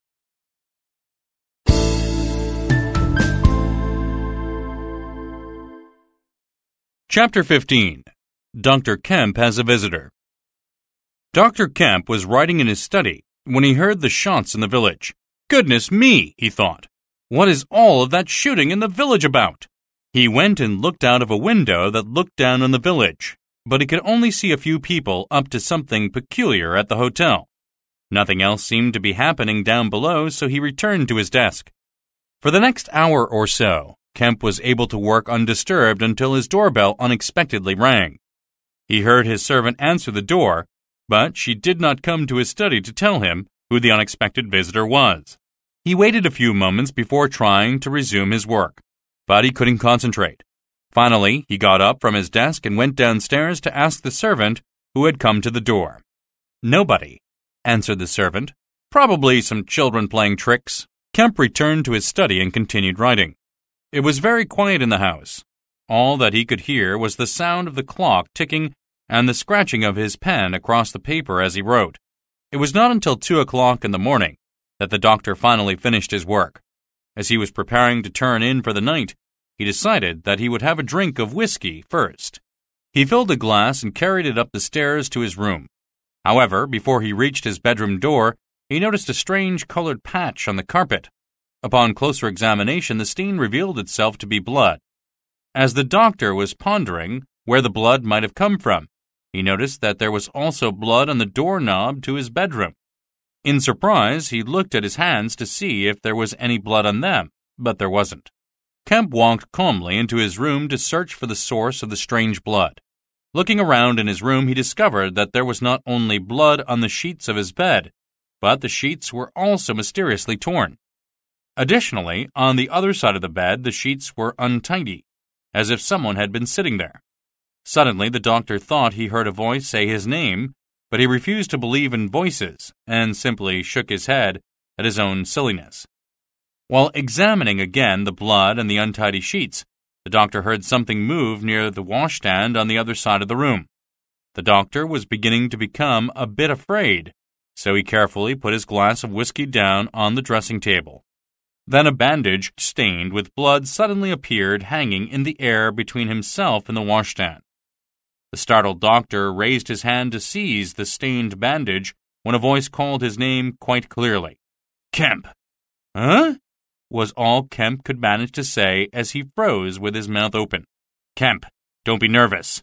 said the voice. "I am an invisible man." Kemp did not answer immediately. Once he had regained himself, he cautiously asked, "Invisible man?" "I am an invisible man," repeated the voice. Kemp remembered the stories he had read about in the newspapers, the stories that he had laughed at. "I thought it was all a lie," he whispered half to himself. Then he asked, "Are you wearing a bandage?" "Yes," answered the invisible man. Kemp shook his head in disbelief and said to himself, "Oh, but this is nonsense. It's a trick." He stepped forward and stretched his hand toward the bandage floating in the air. To his surprise, he touched an invisible arm. His face turned white, and he could not speak. "Keep calm, Kemp," said the voice. "I need your help." An invisible hand seized the doctor's arm, and the doctor struck at it in fear.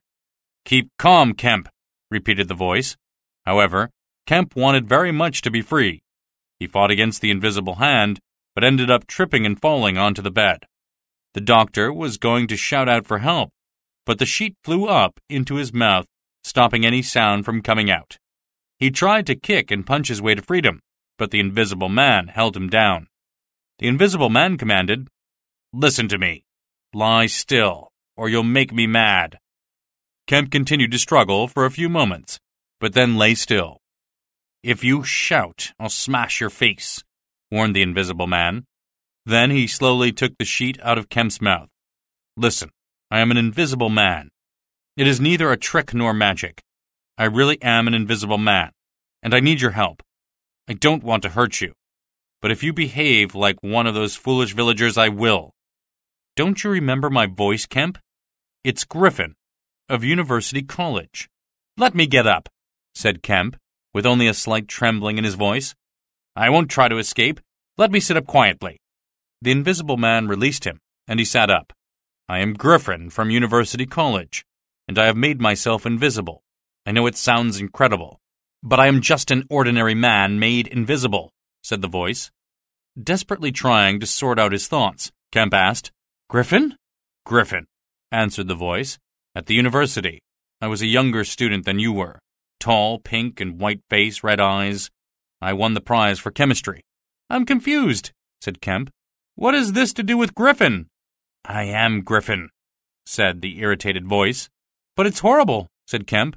"What magic can make you invisible?" "It's not magic. It's a simple chemical process." Then the invisible man pleaded, "Kemp, I'm terribly hungry and thirsty. I'm injured and in pain. And I'm more tired than you can imagine. I need help." Kemp watched as a chair moved itself across the floor and stopped near him. Then the voice of the invisible man asked him for some whiskey. Kemp picked up his whiskey glass and held it out toward the empty chair. He felt the glass being pulled from his hand, so he released it. It was difficult to release the glass because his brain told him the glass would simply drop to the floor and spill. However, to his amazement, it didn't. The glass floated across the empty chair and stopped. Then the whiskey began to disappear from the glass. In disbelief, Kemp asked, "Have you hypnotized me?" "No," answered the voice. "I'm hungry and cold. Will you help me?" "Food?" asked Kemp. "Yes." "Have you got a dressing gown?" Kemp got a dressing gown for his invisible visitor. He also brought him some shorts, a pair of socks, and a pair of slippers. Then Kemp went downstairs to see if there was any food in the house that he could offer the invisible man. The invisible man hungrily ate the food that the doctor brought to him. "Thank you for the clothes," the invisible man told his host. "I always like to be dressed before I eat." Kemp asked if his visitor's wound was hurting. The invisible man said it wasn't. "How extraordinary that I should end up in your house," said the invisible man. "You will have to excuse the blood that I've left on your carpet and sheets. It shows when it leaves my body." Kemp was now curious. He asked, "But how do you do it? It doesn't make sense." "Yes, it does," said the visitor. Then he added, "I'm still hungry." Kemp got up to get more food. Before he left the room, he turned back and said, "I heard gunshots. Did you do any of the shooting?" "No," said the doctor's visitor. "Some fool I have never seen before decided to shoot at me. He was frightened, I suppose. A lot of people get frightened by me."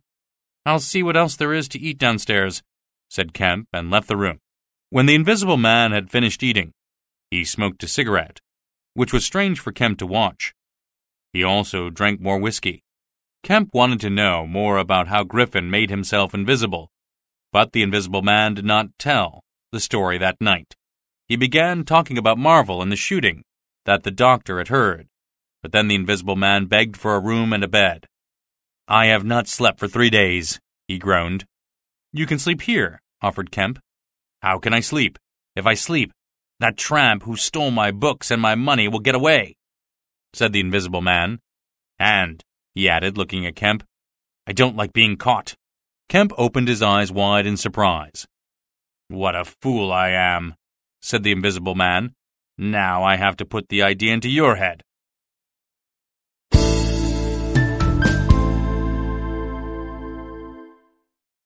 Chapter 16. The Invisible Man Sleeps. The Invisible Man, who was wounded, very tired, and in desperate need of sleep, was able to persuade Kemp to promise not to turn him in or trap him in any way while he was sleeping. However, even with the doctor's sworn promise, the Invisible Man did not entirely trust Kemp. Before he went to bed, the Invisible Man made sure that he would be able to escape through the window if anyone tried to catch him while he was resting. He also made sure that all the doors of the room where he was allowed to rest were locked. After all of these preparations were made, he was ready to go to bed and sleep. "I'm sorry I can't tell you more about my adventures tonight," he explained to Kemp. "I am just too tired. But believe this, Kemp, it is quite possible to make oneself invisible. I have made this discovery through my experiments. I had intended to keep my discovery a secret, but that seemed impossible now. It appears that I need a partner, and that partner is you. Therefore, tomorrow I will tell you more about my amazing discovery, but now I must get some sleep." Kemp stared at the headless dressing gown standing before him. "I will let you sleep," he promised his invisible guest. "This whole evening is so astonishing that I can hardly believe it, but it certainly seems to be real. Do you need anything else before you turn in for the night?" "I just need to sleep," was the Invisible Man's reply. "Then good night," said Kemp, reaching out his hand to offer it to the Invisible Man to shake. The doctor felt invisible fingers wrap around his hand as his handshake was accepted. Then the doctor walked to the door to leave. Suddenly, the dressing gown flew quickly across the room toward him, and the voice of the Invisible Man pleaded, "Understand me, Kemp. Don't try to stop me or capture me, or—" Kemp reassured the Invisible Man. "I gave you my word." He then stepped out of the room and closed the door quietly behind him. Before he could step away from the door, he heard his visitor turn the key in the lock. Kemp stood in the hallway outside of his bedroom for a moment, staring at the locked door and wondering, "Am I dreaming at this very moment? Has the world gone mad? Or even worse, have I gone mad?" Such thoughts continued to race through his mind as he walked down the stairs. "I am locked out of my room by something that cannot be real," he said to himself. In the dining room, he turned on the light and began pacing up and down the room as he argued with himself. Invisible. The word repeated itself over and over in his mind. Then he began to ponder. Are there invisible animals? He thought about the invisible animals in the sea, such as jellyfish that appeared almost invisible in the water. He could not think of any animals living on land or in the air that were invisible, and he wondered if it could be possible. Even glass is visible, he argued to himself. If a man were made of glass, you could still see him. The doctor searched his house until he found some recent newspapers reporting Invisible Man stories. The more that he read, the more he began to fear, rather than pity the Invisible Man. He read about all of the happenings in Iping, about Mr. Jaffers being knocked down, the naked vicar running up the street in broken windows. He's mad, thought Kemp, as he continued to read about the strange happenings and terrified villagers. He is not only invisible, he is dangerous. After reading the reports in the newspapers, Kemp could not sleep, so he spent the whole night pacing the dining room and thinking. When his servants woke in the morning, they were surprised to find the doctor awake and thought that he was certainly working too hard. Kemp told them to prepare breakfast for 2 people in his study and then to stay downstairs unless he asked them to come up. They were expressly forbidden to come upstairs to the study or to the bedroom. After giving his orders to the servants, Kemp continued to pace up and down in the dining room until the morning paper came. The newspaper did not add much new information to what the doctor already knew, but there was a short description of what had happened at the Burdock Hotel the previous evening, and the name of Mr. Marvel was mentioned. However, there was no information about the 3 books or the money that Mr. Marvel had in his pockets. Kemp sent one of the servants to get different newspapers from the village, and he read those too. After feeling that he had read all of the information available about the Invisible Man, Kemp went to his desk and began to write a note. However, before he had written very much, he suddenly stopped writing and tore up the note. He began again. When he had finished his note, and read it through once to make sure it made sense, he put it in an envelope and addressed it to Colonel Adye, Port Burdock. Just as he finished, Kemp heard the Invisible Man moving about upstairs. By his movements, the doctor guessed that his visitor was angry. He heard a chair being knocked over, and then came the sound of a breaking glass. Dr. Kemp rushed upstairs and knocked on the door of the Invisible Man's room.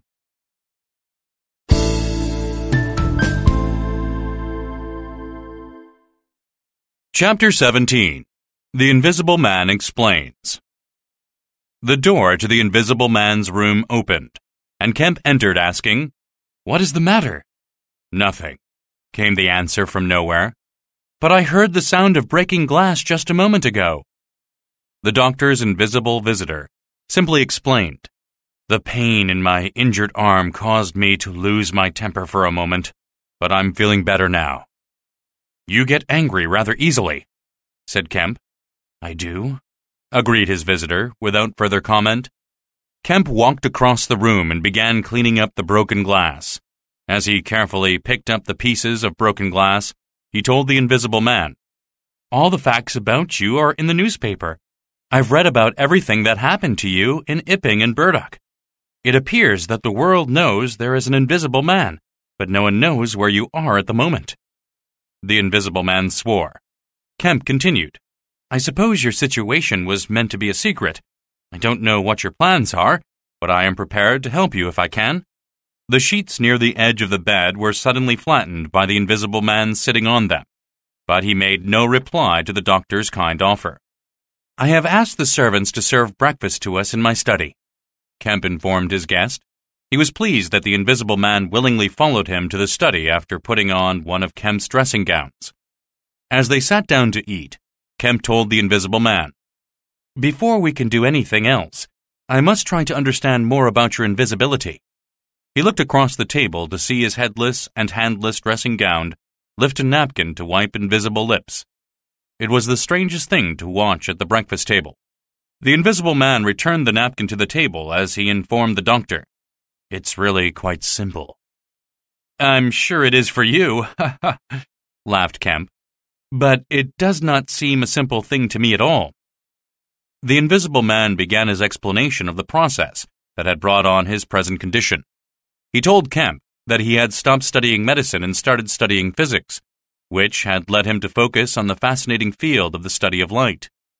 He had moved to a town called Chesilstowe and worked hard there, reading and experimenting in order to understand why and how light went through some things like glass, but did not go through others like wood. By studying the way light bends and changes the colors of things, he had discovered a formula that described how color and light work together. He had written all of his discoveries down in code in the 3 books that the tramp had stolen from him. His goal had been to find a way of changing the way light reflects off things. If he could change something so that it did not absorb any light at all, it could become invisible. Griffin explained that he kept his work secret, not wanting to share it with other people, because he was afraid that other scientists would steal his work. He continued to work on his own, and then one day he discovered that he could make red blood turn white. Kemp listened silently in astonishment. His invisible guest got up from the table and began to walk around, as he explained how he realized that if he could make blood turn white, he could make himself invisible. He had become very excited about this discovery and imagined how it could change his life. After all those years of work, he knew that he had finally come close to the end. He was almost able to do what he had always dreamed of doing, but unfortunately, he had no money left. In the end, He stole money from his own father, but then his father could not pay his debts and killed himself.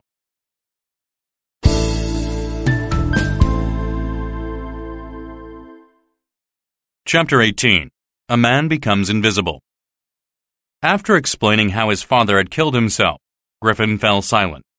For a moment, Kemp sat in silence, staring at the headless dressing gown by the window. Then he got up, walked to the window, and took his guest's arm, suggesting that he sit again at the table. Griffin sat in silence for a few moments, apparently gathering himself before he continued his story. When he began again, he told Kemp that he used the money to take a large room in London and to buy some equipment that he needed for his experiments. Although he attended his father's funeral, he could think of nothing except his research. He remembered walking home from the funeral on that cold, windy day and feeling disgust, rather than pity for his father. If only his father had waited until his experiments were completed, there would have been no need to kill himself. "One day, Kemp," said Griffin, "I will tell you the details of the research, but I don't need to tell you all that now. It's all written in the books that the tramp took. We must find him and get the books back." Griffin explained that the next important step in his research was to place whatever he wanted to make invisible in a special machine. He tried it first with a piece of white wool. He could hardly believe it himself when the soft white wool inside the machine disappeared. He put his hand into the empty machine, and there was the wool, right where he had placed it. He could feel it, but he could not see it. He took the wool out of the machine, but dropped it on the floor. With a laugh, Griffin recalled how difficult it had been to find the invisible piece of wool on the floor. Then he heard a cat's cry, and looking behind him, he saw a thin, white cat at the window. The cat was crying for him to open the window and feed it something. He opened the window, let the cat in, and gave it some milk. As the cat walked around the room, it was startled when it accidentally stepped on the invisible piece of wool. After the cat had made itself quite at home in his room, he put it on his bed, and it fell asleep. Kemp asked, "Did you put the cat in your machine?" "Yes, but I had to give it some chemicals first, which, of course, was not easy to do," explained Griffin. "And then the experiment didn't work." "Didn't work?" asked Kemp. "No. I gave the cat the proper chemicals according to my formulas and put it in the machine while it was asleep. But when everything else had disappeared, the cat's claws and eyes were still there. I cannot for the life of me explain it." Griffin went on to describe how the cat had woken up and began to cry loudly to get out of the machine. He gave it more chemicals to make it sleep again, but an old woman from downstairs knocked on the door and demanded to come in to make sure that Griffin was not hurting the cat.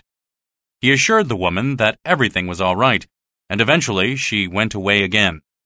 For the next several hours, he continued his experiments with the cat. However, the eyes would not disappear at all. It was quite late when all this was finished. Griffin left the invisible cat sleeping in the machine and went to bed himself, but he could hardly sleep. He was too excited and kept thinking about everything being invisible. At about 2 o'clock, the cat woke up and began to cry again because it was hungry. It was very odd when he lit a match in the dark room and saw nothing except the two eyes of the cat staring back at him. Since he didn't have any more milk, he decided that it was time for the cat to leave. He tried to catch it, but couldn't. In the end, he opened the window and made a lot of noise, hoping that the cat would be frightened and go out through the window. "Do you mean," Kemp interrupted, "that there is an invisible cat somewhere in the world?" "Well, yes," replied Griffin, "if no one has killed it. However, I am fairly certain that it was alive 4 days later because I saw a crowd of people trying to find a cat in a drain. They could hear it, but couldn't see it." Then Griffin continued with the explanation of his final experiment. "I remember the morning before the change very clearly. It was a sunny, cold day. Although I tried to make a plan, I was surprised to find that I didn't know what to do. I was tired from working too hard, and of course, I could not sleep well at all during those days. However, I knew that I had to try the machine on myself. I thought of all the wonderful things an invisible man would be able to do. The night before the change, I took some sleeping pills and slept in my clothes. The next morning, I was awakened by someone knocking on the door. It was the landlord, wanting to know what I was doing to the cat. He suggested that I might be breaking the law and complained about the noise of my experiments and my machine. He said it disturbed people in other rooms of the house. He demanded to know what I was doing and why I was keeping everything secret. When he tried to come into my room, I got angry and shouted at him. I seized him by the collar and threw him out into the hallway. I slammed the door and locked it. He made a lot of noise outside the door, but I ignored it, and eventually he went away. I didn't know what he would do. Perhaps he would make me leave or possibly move to a new room, which would be terrible at this time. But I had no money left, thus the answer seemed clear to me. I had to disappear. However, if I disappeared, people would come and look at my equipment, and someone might even understand my work. I had to work quickly, so I hurried out with my 3 books of notes and left them at the post office to be picked up later. When I returned, I surprised the landlord going up to my room. He stared at me as I went past, but I didn't speak to him, and made sure to slam the door shut as I entered my room. That night, I drank the chemicals that would change my blood and put myself into my machine. I began to feel quite ill. Then, as I was waiting to recover, someone started knocking at the door. I went to the door and opened it to find the landlord standing in the hallway. He held out a piece of paper to me and then screamed. He dropped the candle that he was holding along with his piece of paper and ran down the stairs. I shut the door and locked it, and then raced across the room to look in the mirror. My face was white, like a stone. No wonder the landlord reacted with such fear. I did not expect the suffering that I had to endure all that night. First, my skin felt like it was burning.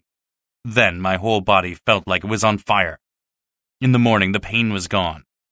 My hands looked like cloudy glass and became clearer as the day went on. I held them in front of my eyes. I could see various things in my room through them. At last, only the dead tips of my fingernails were visible. Although I was hungry and weak, I got up from the bed where I was laying and looked in the mirror. I could see nothing. It was difficult to walk because I couldn't see how far my feet were above the floor with each step.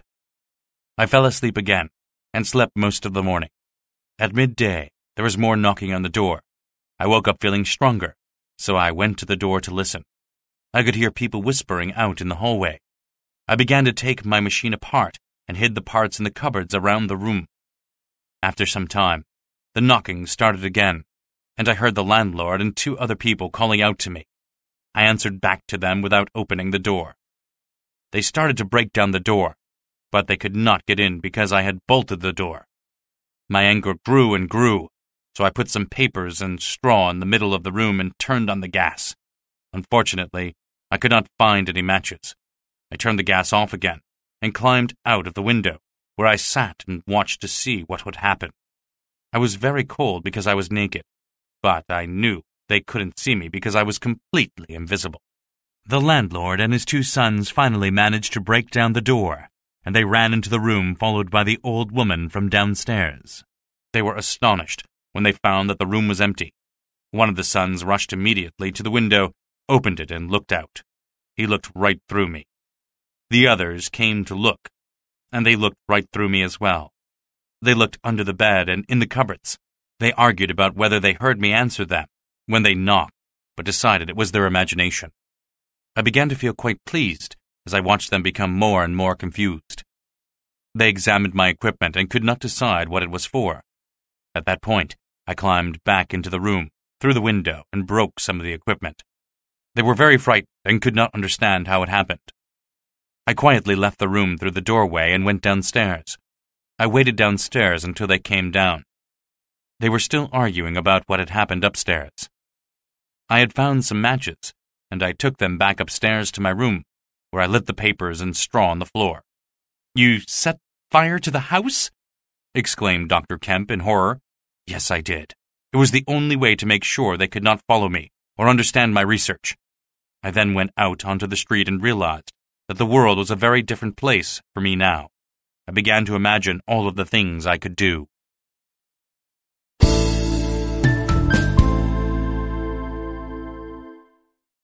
Chapter 19. The Invisible Man Has Problems. It is not an easy thing being invisible.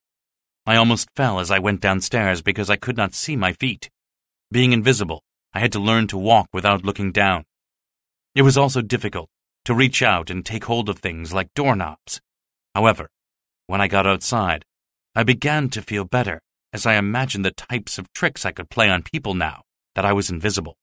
However, before I could actually do anything, I heard a loud noise, and I was hit from behind. A man with a basket of bottles had crashed into me because he did not see me standing there. It hurt me quite badly. But the way that the man looked so oddly at his basket made me burst out in laughter. This sudden laughter from nowhere surprised him even more. Then I boldly took the basket out of his hands and swung it around in the air. Another passerby in the street tried to catch the basket as it came down and poked his fingers in my ear. I hit him on the head with the basket before stumbling away holding my ear in pain. A lot of people now came running up to see what was happening. I was afraid I would be discovered, so I made my escape across the road. I tried to walk through the stream of people coming along the sidewalk, but there were too many of them. Someone stepped on my foot while someone else kicked me. I tried to walk in the gutter beside the road, but this hurt my feet. Then, I was almost hit by a horse, but I finally escaped all of this madness by walking behind an empty cab that drove slowly along the muddy street. I had not considered all of the problems that one might have being invisible. I was cold, naked, and sore. I was sure to catch a cold, and my back began to ache from all of the stress that I was suffering. I began to wish that I was visible again. I decided that I would have to walk along a quieter street where there were fewer people. But on a back street, a dog began to chase me. The dog could not see me, of course, but it knew I was there because it could smell me. I managed to get away from the dog by running in the direction of a loud band of musicians coming down the street. In order to avoid the people following the band, I ran up the steps of a house and stood there waiting for the crowd to pass. 2 boys stopped near the house, and one of them happened to see my muddy footprints. They wondered about the man without shoes or socks who came up the steps. Then one of them mentioned that there were no footprints going back down the steps, so they came toward the house. At that moment, one of them pointed at my feet in surprise. I looked down and saw that my feet were almost visible because of the mud on them. The boys thought my feet appeared just like the feet of a ghost, and the braver of the 2 reached out to touch them. I jumped over a low wall to the steps of the next house, but they saw my muddy feet running down the steps and chased me. The boys were shouting to attract the attention of others, and soon quite a crowd had joined in the chase following my footprints. As I ran, the mud on my feet began to dry, and my footprints became more difficult to follow. Eventually, I escaped. The running had made me warm, but my feet were very sore along with the other parts of my body that had been hit and poked. I realized that I had to stay away from people and especially dogs. Then, to make my terrible situation even worse, it began to snow. Before I could decide what to do next, a lot of men came running down the street shouting fire. It was the house where I had built my machine and done my experiments. Returning to the house, I discovered that everything was burnt, including my clothes and my equipment. All I had left now were the 3 books of notes that I had left at the post office, and a little money at the bank.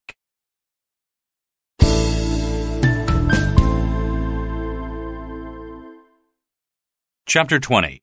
In the Shopping Mall.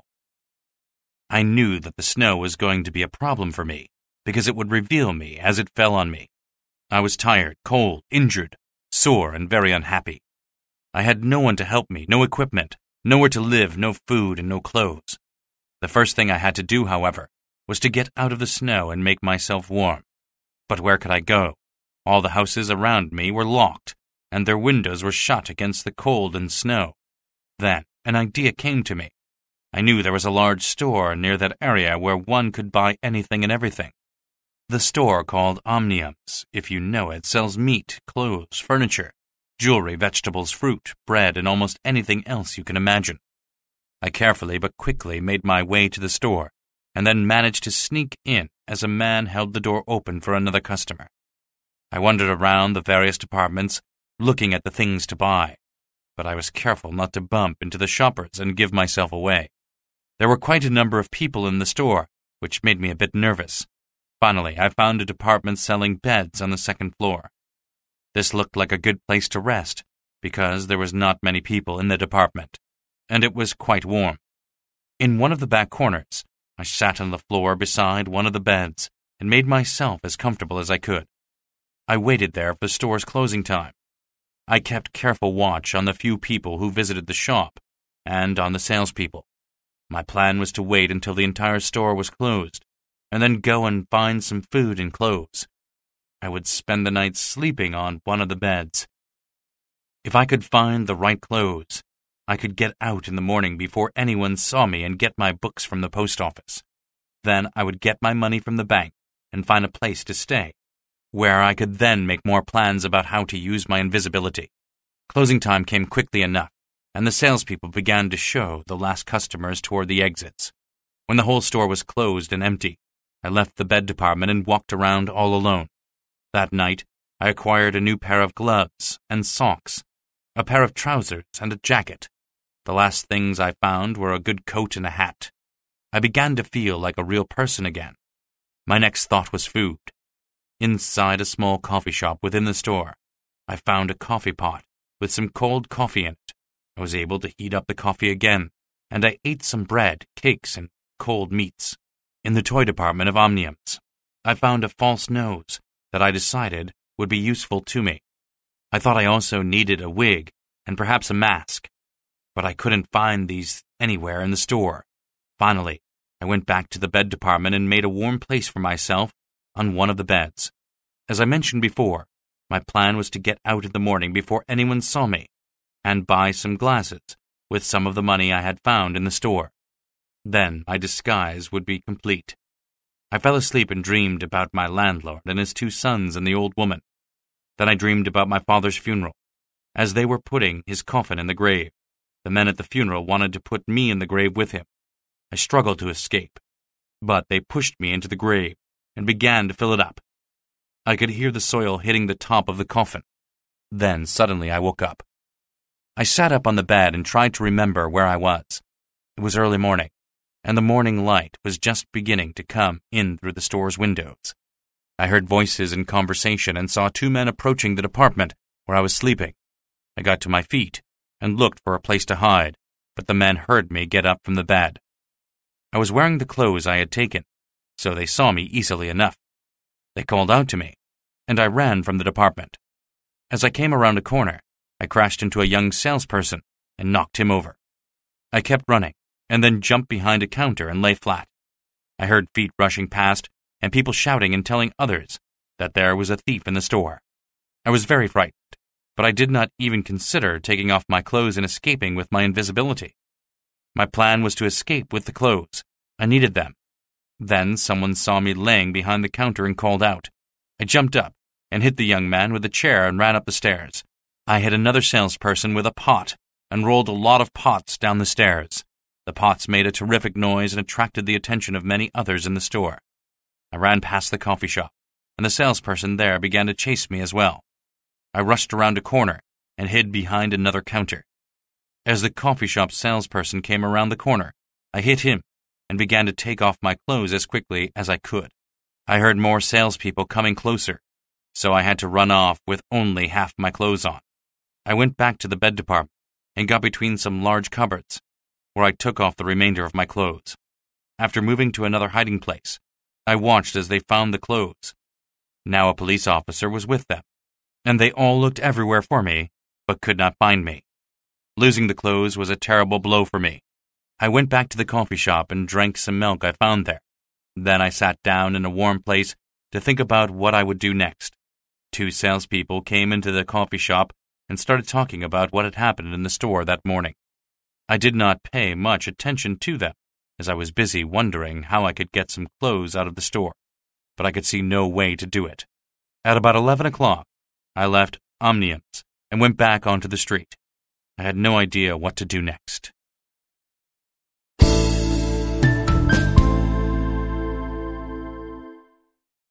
Chapter 21.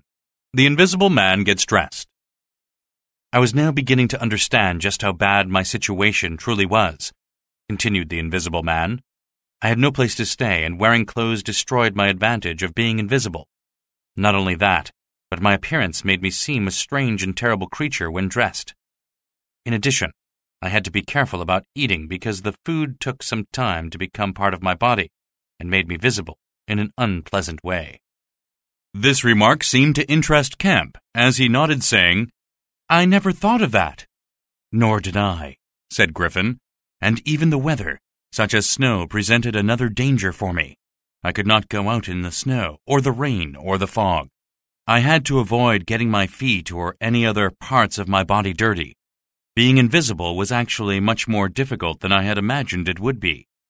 I decided to try again to get some clothes from a shop that sold clothes for the theater. I thought I might find a useful costume for myself there. I walked quickly to the street where I knew I would find the shop. There was a cold wind, and I had to carefully avoid every person I saw so as not to bump into them or let them bump into me. The shop that sold theater costumes was very old, and the window was full of strange clothes worn in the theater. Above the shop was the house where the owner lived. It looked very dark and unfriendly. I looked through the window of the shop, and finding that there was no one there, I opened the door and went in. A bell above the door rang, so I quickly moved to a corner of the shop and stood there, leaving the door of the shop open behind me. I heard heavy footsteps in a room behind the shop, and then the back door opened. A man came in. My plan was simple. I would go into the house above and hide there until everything was quiet. Then I would find clothes and a wig, and whatever else I needed, and simply go out again. I would also take whatever money I could find. The man who came into the shop was short, with a bent back, long arms, and short legs. His happiness at having a customer quickly disappeared, and turned to annoyance when he could see no one in the shop. He went to the shop door and closed it. Then he returned to the door at the back of the shop. I followed him. He must have heard some noise that I made because he suddenly stopped. I stopped too. After listening for a moment, he went in through the door but closed it behind himself before I could follow him. As I stood considering what to do next, I heard him return to the door, and he came back into the shop. He went to look behind the counter to make sure there was no one there. He had left the door open, so I took this opportunity to go through it into the house. I came into a very strange little room, where the man's breakfast was laid out on the table. After the man returned into the back room, I stood and watched as he drank his coffee and ate his breakfast. This was not as easy as you might imagine because I was hungry and thirsty, but I could not eat or drink because he would see me. When he finished his meal, the shop owner put his plate and cup on a tray and took it through one of the doors into a dirty kitchen. I followed him and watched as he began to wash his dishes. Once the dishes were washed, he went upstairs and I followed him closely. Going up the stairs, he stopped suddenly, so that I almost bumped into him. I am sure he must have heard me moving. At last, he went into his room, but again closed the door before I could enter behind him. I began to explore the house and found that it was very old and dirty. In a room next to the man's room, I found clothes, and I looked through them quietly. However, somehow he heard me and came in carrying a gun. He looked around and then left, closing the door and locking it. Realizing that I was locked in, I didn't know what else to do but to look through some more clothes. However, again he heard me, and coming quickly into the room, this time he touched me. Frightened, he stood in the middle of the room with his gun in his hand. I tried to quietly leave through the door, but he came out too, and then went around the house locking every door. I did the only thing I could think of to do. I knocked him on the head. "You knocked him on the head?" repeated Kemp, with a dread in his voice. The invisible man replied with irritation. "What else could I do? I had to get out of the house in disguise without him seeing me. I covered his mouth and tied him up in a large bag. I thought that would keep him quiet, and it would give me plenty of time to make my escape." "But you can't do that to a man in his own house!" exclaimed Kemp. "You are robbing him!" The invisible man shouted back, "Just think of my situation! Just think of his!" Rising from the table, the invisible man asked, "Are you going to turn me in to the police?" Kemp was about to say something but stopped. After a few moments, he finally spoke, saying, No, it's just that—" Kemp paused in order to choose his words more carefully. "I can see that you had no choice. he finally said. "What did you do next?" The headless dressing-gown returned to its seat at the table and continued. "I was hungry, so I found some bread and cheese downstairs and ate them. I went back to the room that had the old clothes and searched through them, finding all sorts of useful things, including some makeup. I thought about using the makeup to make perhaps my face and my hands visible, but I realized that it would not be easy to get it off quickly if I wanted to be invisible again. In the end, I chose a wig, a fake nose, and some dark glasses from the costume shop. I couldn't find socks, but I did find some good shoes and some money. I was then ready to go out into the world again. I checked myself in the mirror to make sure I had covered every part of my body before I left the shop for good." Kemp could not help asking, "What happened to the shopkeeper?" "I don't know," replied Griffin, "and I don't really care. I suppose he got out of the bag in the end." Kemp decided not to press the issue and simply asked, "What happened when you went out into the street?" "My situation was actually not much better," replied the Invisible Man. "I planned to have a good meal and spend the night at an expensive hotel. Then I would buy some better clothes with the money that I had taken. However, after I went into a restaurant and ordered lunch, I realized that I would not be able to eat my meal without people seeing my invisible face. I had to leave the restaurant without eating a bite. Then, another idea came to me. I went to another restaurant, but asked for a private room this time, explaining to them that I had bad injuries on my face. I had my lunch alone in a quiet room and tried to make a plan for myself while I watched the snowing falling outside. The more I thought about it, the more I realized that being invisible was not as useful as people might imagine. Being invisible makes it easier to get things, certainly, but it is impossible to enjoy those things after you get them. I did not know what to do. It seemed to me at that point that I had made myself into a very strange person and would appear strange forever after for no good reason."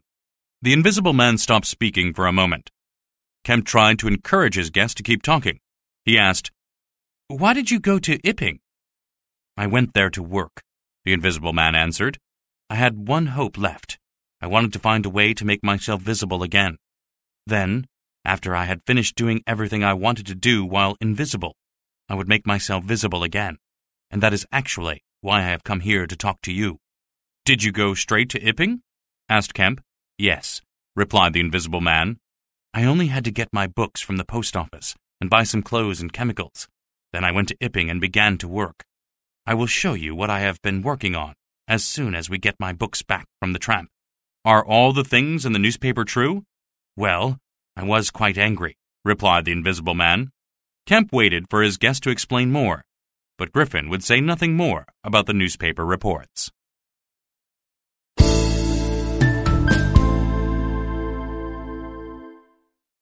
Chapter 22. The Invisible Man Escapes. Kemp glanced out of the window and saw 3 men slowly coming up the road toward his house.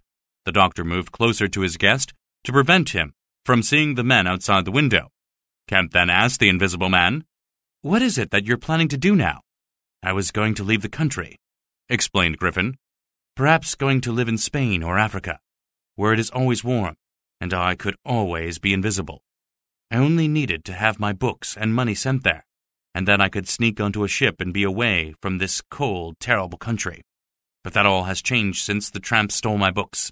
I wonder how I can ever find him." "I happen to know exactly where he is. He is in the police station at this moment because he asked them to lock him up." "We must go there and get the books," said the Invisible Man. "They are vital to me." Yes, agreed Kemp hurriedly. He thought he could hear footsteps outside the house on the walkway leading up to the front door. "I'm sure he will agree to give them to me if I ask him, as long as he doesn't know that we are working together."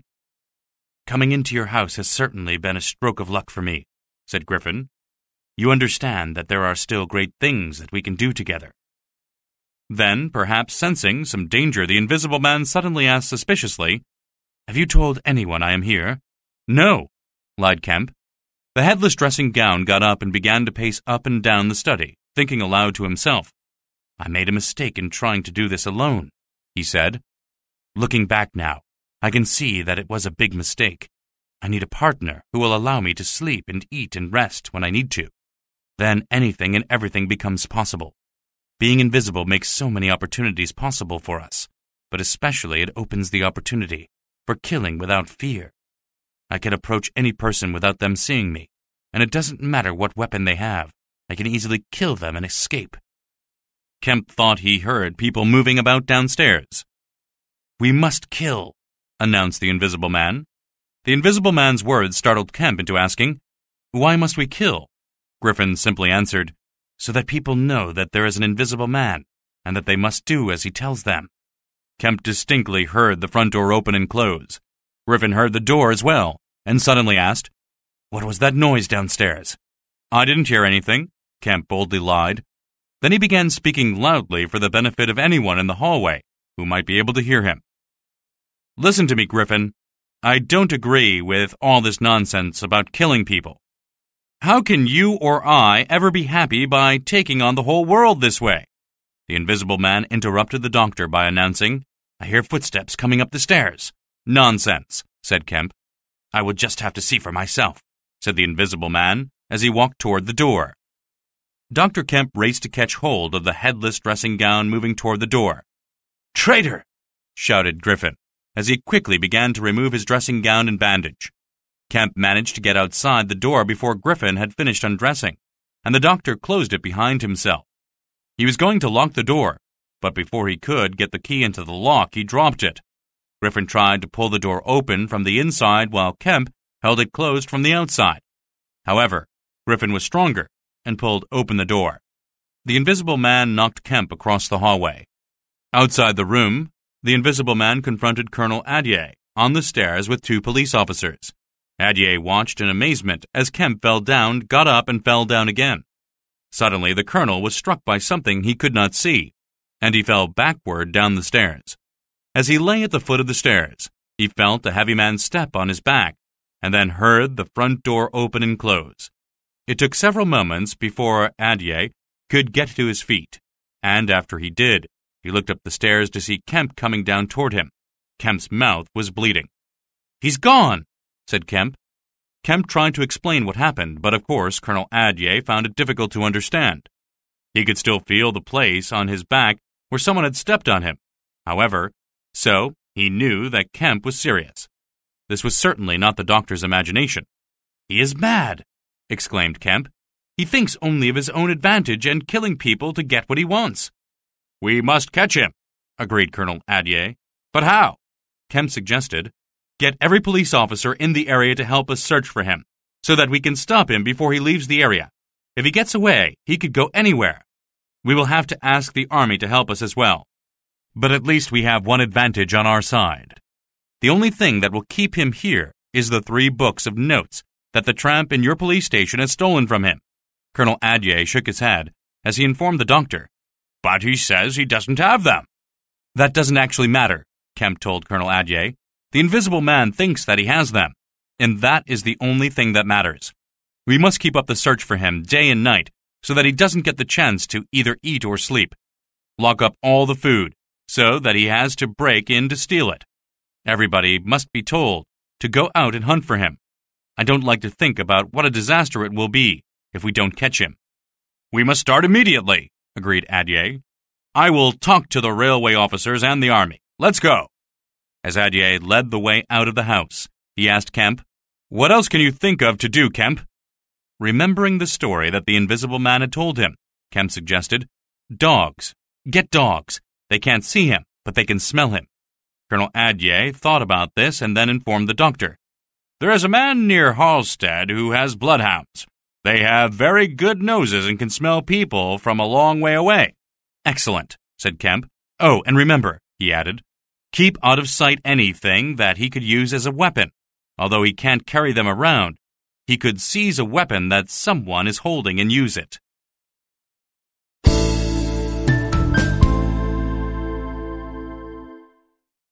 Chapter 23. Murder. In his hurry to escape from Kemp's house, the Invisible Man knocked down a small child playing in the street, and the child broke his ankle. We don't really know what the Invisible Man did after that. He probably went to hide somewhere around Hintondean, where there are lots of large bushes and such. While he was hiding and no doubt thinking about his next course of action, a lot of people were very busy. People were no longer simply afraid of the Invisible Man. Rather, they knew that he was real and that they had to catch him. By 2 o'clock, all the trains locked their doors and had guards on them, and many trains stopped running completely. For 20 miles around Burdock, men with guns and dogs were beating the roads and fields with sticks. Police officers on horses stopped at every house and told the people to lock up their doors and windows and stay inside. Children were sent home from school. By 4 o'clock, there were notices in many other towns around the area telling people what they had to do to stop the Invisible Man. In particular, the notices explained how everyone had to take action to stop him from eating or resting. Everybody clearly understood what they had to do. At some time during the afternoon, however, the Invisible Man struck and murdered Mr. Wicksteed with a piece of iron. Nobody knows how the Invisible Man met Wicksteed or exactly where the iron rod came from. What is clear is that there was a desperate struggle between Wicksteed, who was about 45 years old, and his attacker. Wicksteed, probably walking home for lunch as he usually did every afternoon, was attacked by the Invisible Man, who hit him with the iron rod and broke his arm. Then, still using the iron rod, the Invisible Man smashed Wicksteed's head. 2 clues give some hint as to what happened in this unfortunate situation. The first clue is that the place where Wicksteed was murdered was not on his usual way home. The second clue came from a girl who saw Wicksteed walking toward that place in a strange way. The girl reported that it looked like Wicksteed was chasing something and trying to hit it with his walking stick. The most likely explanation is that Griffin found the iron rod and took it to use as a weapon. However, as he was walking along with the rod, Wicksteed noticed it. Wicksteed must surely have been surprised to see an iron rod going along all by itself. He probably began to follow it, and at some point began to strike at it with his walking stick. Perhaps he hit the Invisible Man, who then might have turned in anger and struck back at Wicksteed. First, the Invisible Man smashed Wicksteed's arm, and then the poor man's head. Upon realizing that Wicksteed lay dead at his feet, the Invisible Man simply tossed the bloody iron rod into the bushes by the side of the road. It is unclear where he went after the murder. However, some men near Fern Bottom reported hearing a voice crying and groaning, then laughing and shouting. The Invisible Man must have read the notices informing him about locked houses and hunters with dogs all around. Knowing this information, the Invisible Man still found a way to thwart all of these efforts. He had somehow found something to eat and somewhere to relax and sleep. In the morning, he felt strong again. He woke up feeling active, powerful, and angry, and he was ready for his last struggle against the world.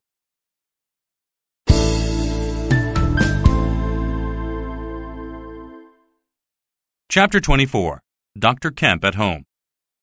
Kemp received a strange letter written in pencil on a dirty piece of paper. It said, "You have been very busy and very clever. You have set men on every road to chase me all day and tried to stop me from sleeping or eating. Despite this, I have managed to eat and sleep.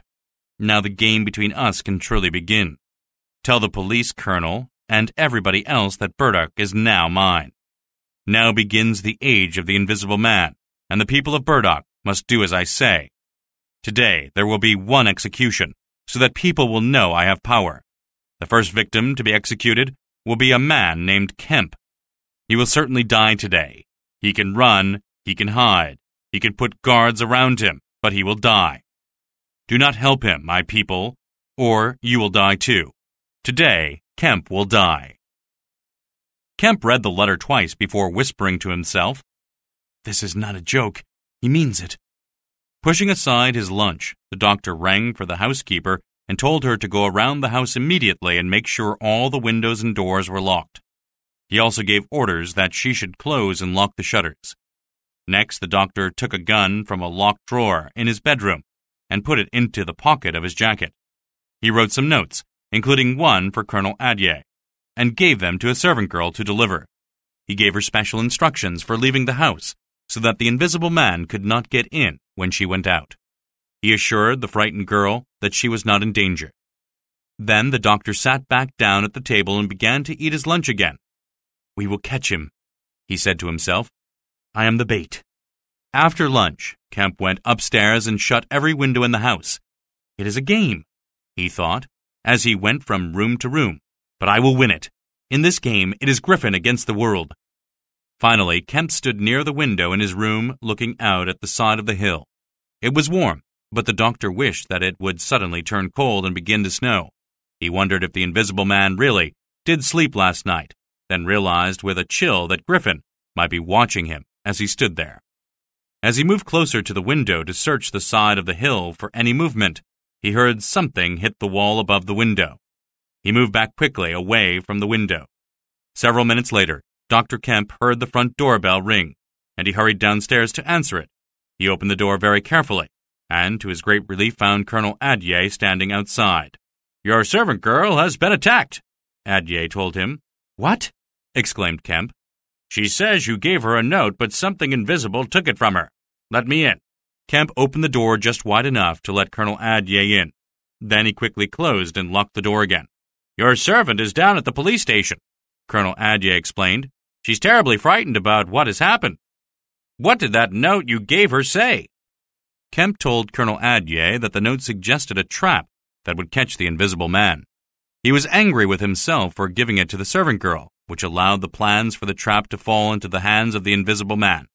Then, the doctor showed Adye the letter that he had received from the Invisible Man. Just as Adye finished reading the note, they heard the sound of breaking glass. Kemp pulled the gun out of his pocket, but then put it away again. "It's a window upstairs," he said. As Kemp and Adye went up the stairs, they heard a second window break. When they reached the study, they found that 2 of the 3 windows were broken, and there was glass all over the floor. A large stone lay on the writing table near one of the broken windows. As they stood examining the room, the 3rd window was suddenly shattered by another stone. Adye turned to Kemp and asked, "Is there any way for someone to climb up here?" "Not even for a cat," answered Kemp. They heard another window break downstairs in one of the rooms. "He's not doing himself any good, you know," said Kemp. "He might be able to break all the glass in the windows, but the shutters are closed, and the glass will fall outside and end up cutting his feet." The sound of another window breaking was heard. "I'll sneak out and go to the police station and get the dogs," suggested Colonel Adye. "That should put a stop to our Invisible Man's game. Do you have a gun that I can take in case he tries to attack me?" Kemp put his hand in his pocket and pulled out his gun. "I've only got this one," he replied, "but I would rather keep it here with me." "I'll return as fast as I can," promised Adye. "You'll be safe enough until I get here." Kemp handed Adye the weapon and led him carefully out of the door. Colonel Adye walked cautiously toward the gate, but stopped when he heard a voice commanding him to stop. "Return to the house," ordered the voice. Adye refused to obey and instead wrapped his fingers tighter around the gun in his pocket, as he wondered if he should try and shoot the Invisible Man. "Where did you think you were going?" asked the voice from somewhere very close by. Adye began to answer, "This is a private." But as he spoke, an arm came around his neck. He felt a knee in his back that caused him to fall backward. Adye took out the gun and shot in the direction of the voice, but the voice just laughed. An invisible hand hit him in the mouth, and then the gun was suddenly pulled out of his hand. Adye lay on the ground and watched the gun float through the air until it stopped just above him, pointing at his face. "I would kill you now," threatened the voice, "but it would waste a bullet. Get up and go back to the house." "He will refuse to let me in because he knows that you're out here," said Colonel Adye as he got up. "That's certainly a pity," said the voice. "I have no quarrel with you." Adye looked past the gun toward the sea in the distance beyond the green hills. It looked very pleasant and far away from him at that moment. He looked again at the gun floating in the air before him. "I will try and go back inside," he told the Invisible Man, "if you promise not to rush in behind me." "I have no quarrel with you," repeated the Invisible Man. Kemp was watching through a window and could see that the Invisible Man now had the gun. "Go back to the house," commanded the voice harshly. "I will make no promises." Colonel Adye started to walk back toward the house, but suddenly turned and tried to grab the gun out of the air. He missed. The gun went off and Adye fell forward to the ground on his face. He tried to push himself up with his hands, but fell back to the ground and lay still. Kemp stared at Colonel Adye's body lying on the grass near the gate. Nothing moved except for some small birds in the garden. Kemp suddenly realized that he could no longer see the gun. Then he noticed the house further down the hill, where an old man lay asleep in the shed. There was a loud knocking and ringing at the front door, but the servants were all locked in their rooms, preventing any of them from answering the door. The knocking and ringing stopped, and the house became very quiet. Kemp got the fireplace poker from his bedroom, and then went around to check all the locks in the house. As he passed one of the broken windows, he looked out and saw Adye still lying where he had fallen on the grass. He could also see a servant girl and 2 police officers coming up the hill toward the house. He wondered, with some dread, what the invisible man was doing. Kemp didn't wonder for long. He heard loud noises from the kitchen, and when he went to see what was happening, he discovered that the invisible man was using an axe to break the shutters. Through a window, his eyes then fell upon the gun, lying on the path outside not far from the kitchen door. Suddenly, the gun jumped into the air. Kemp moved back quickly, just as the gun fired, and the wood near his head exploded where a bullet hit the wall. Kemp left the kitchen, through another door, and locked it. But he could hear Griffin laughing and shouting as the noise of the axe started again. The front door bell rang. Kemp checked to make sure that it was the girl and the police officers before he quickly let them in.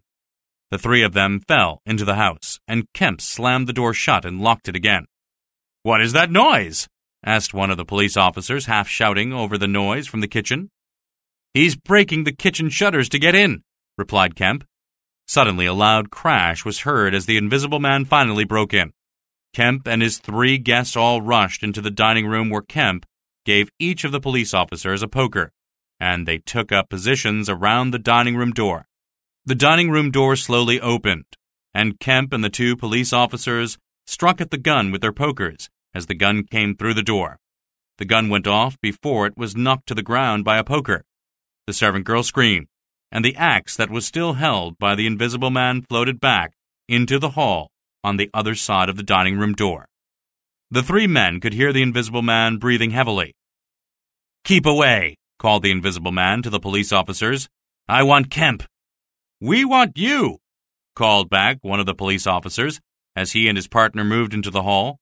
One of the police officers swung his poker at the floating axe. The invisible man stepped back away from the poker and knocked over an umbrella stand. Before the police officer could swing again, the axe came through the air and struck his helmet. The second police officer swung at the area behind the axe and hit something soft. The invisible man swore and dropped the axe to the floor. The police officer quickly put his foot on the axe and tried to swing again at the invisible man. He hit nothing this time and stood still listening for any movement. Suddenly, the sound of shutters being thrown open came to them from the dining room. The injured police officer, whose face was half covered in blood, raised himself from the floor and asked, "Where is he?" "I don't know. He was in the hall just a moment ago, but he might have gotten past me." The 2 police officers called to Kemp, but there was no answer from the dining room. When the police officers entered the dining room, they found that the shutters were open, and Kemp and the servant girl were nowhere to be seen.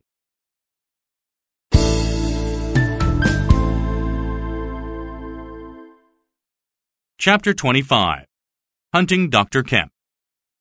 Mr. Heelas, who had been happily asleep in his shed, didn't believe that there was an invisible man. However, his wife did, and she had locked herself in the house, leaving her husband outside to look after himself. Heelas spent the afternoon tending his garden and napping in his shed, as he always did when the weather was nice.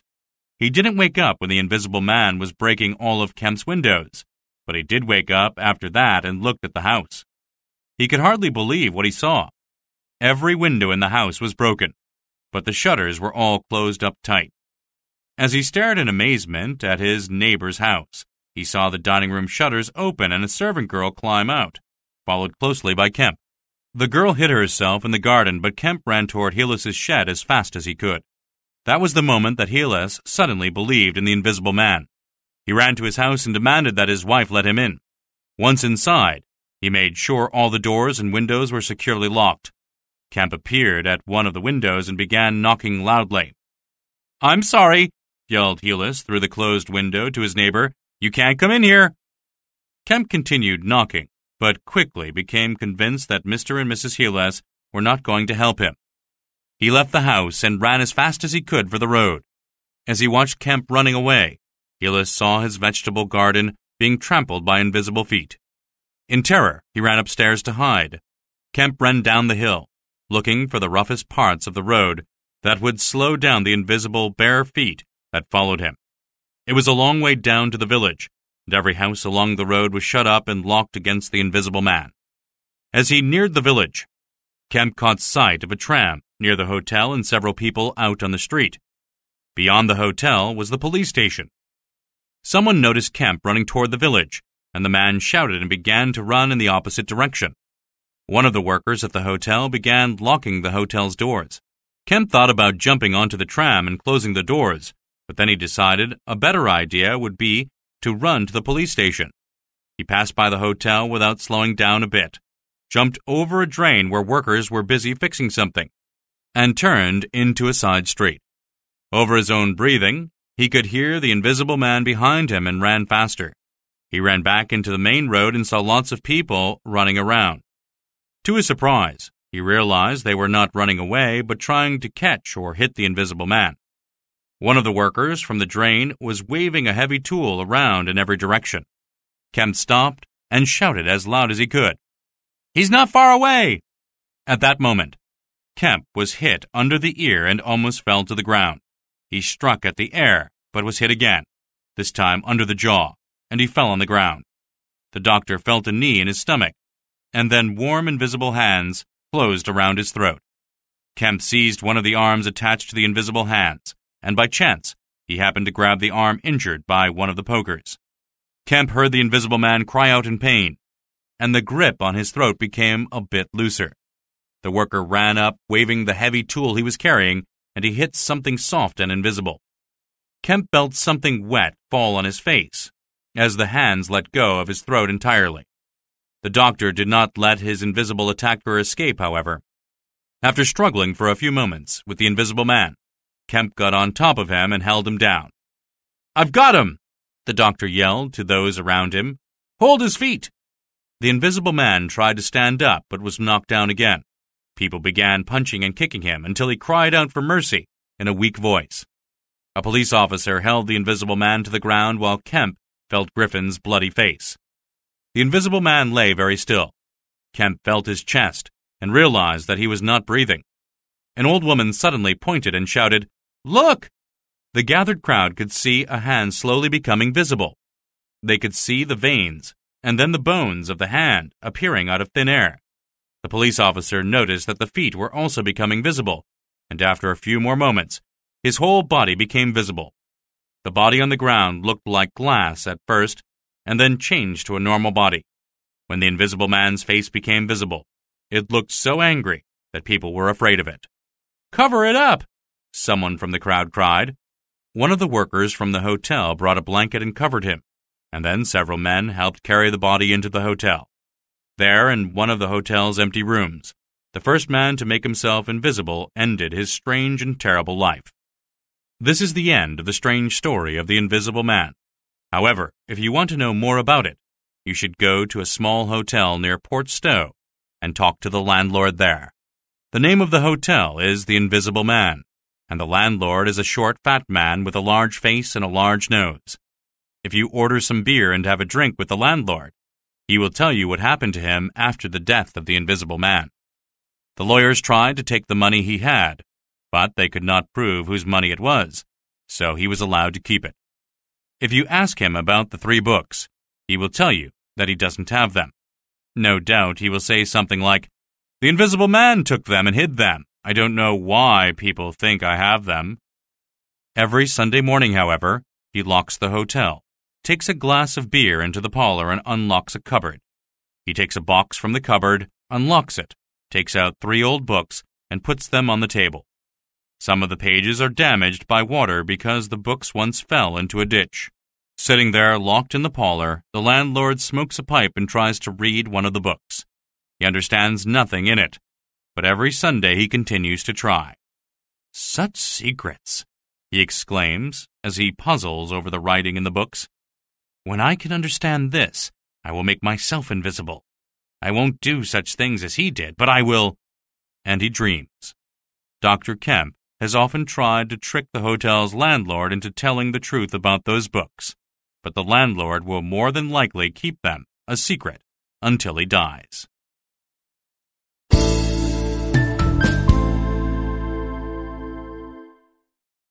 Playlet.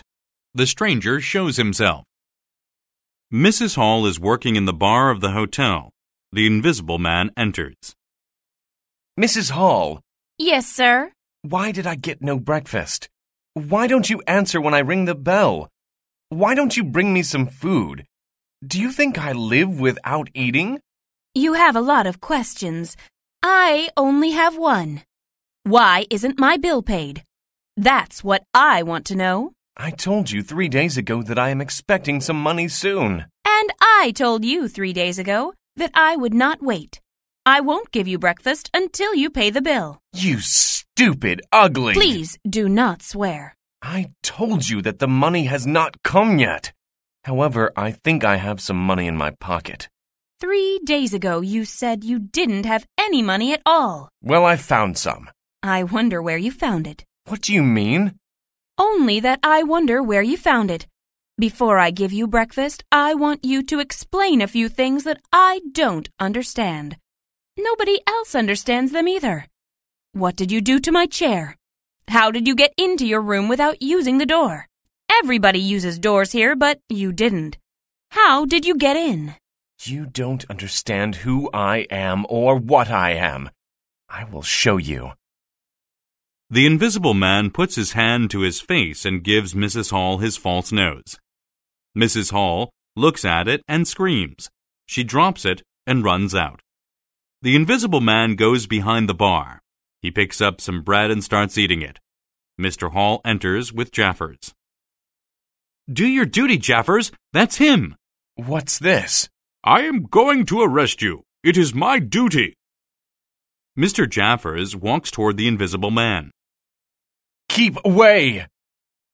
The invisible man puts down the bread. He takes off his glove and he hits Jaffers with it. Jaffers takes hold of his arm. The invisible man kicks him, but Jaffers does not let go. They fall onto the floor. Help me! Get his feet! Mr. Hall tries to get the invisible man's feet. Mr. Henfrey and Mr. Huckster enter the room to help Jaffers. I'll surrender! All right, stand up! Jaffers allows the invisible man to stand up. It's no good. The invisible man runs behind the bar and ducks down so that no one can see him. He begins throwing clothes over the bar as if he is undressing behind the bar. What's going on? Come out from behind there! I'll get him out. Mr. Huckster goes around the side of the bar and looks behind it. He's not here. Where did he go? Suddenly, Mr. Huckster reacts as if someone, the invisible man, hit him on the jaw. Here I am, gentlemen. I don't understand. The fact is, I am all here. My hands, legs, head, and everything else is here. I'm invisible. Invisible? Who ever heard of such a thing? It's strange, but it is not a crime. Why does the police officer want to arrest me? I'm not arresting you for being invisible. I'm arresting you for stealing money from the vicarage. I didn't do it. I hope that's true, but I am still going to arrest you. You'll have to find me first. Jaffers, Mr. Hall, Mr. Henfrey, and Mr. Huckster all begin searching around, feeling the air with their hands. Each man reacts as if the invisible man has hit or tripped him at different times. The men yell to each other as they search for the invisible man. I think I heard him over here. Ow! Look out! Hold him! Shut the door! Here he is! No, here he is! Grab him, somebody! I've got him! Jaffers, Mr. Hall, Mr. Henfrey, and Mr. Huckster rush together, and they all fall to the floor. The voice of the invisible man is heard laughing. Mrs. Hall enters and stands by the door looking at the men on the floor. Mrs. Hall suddenly reacts as if the invisible man has hit her on her bottom. Oh! Goodbye, everyone!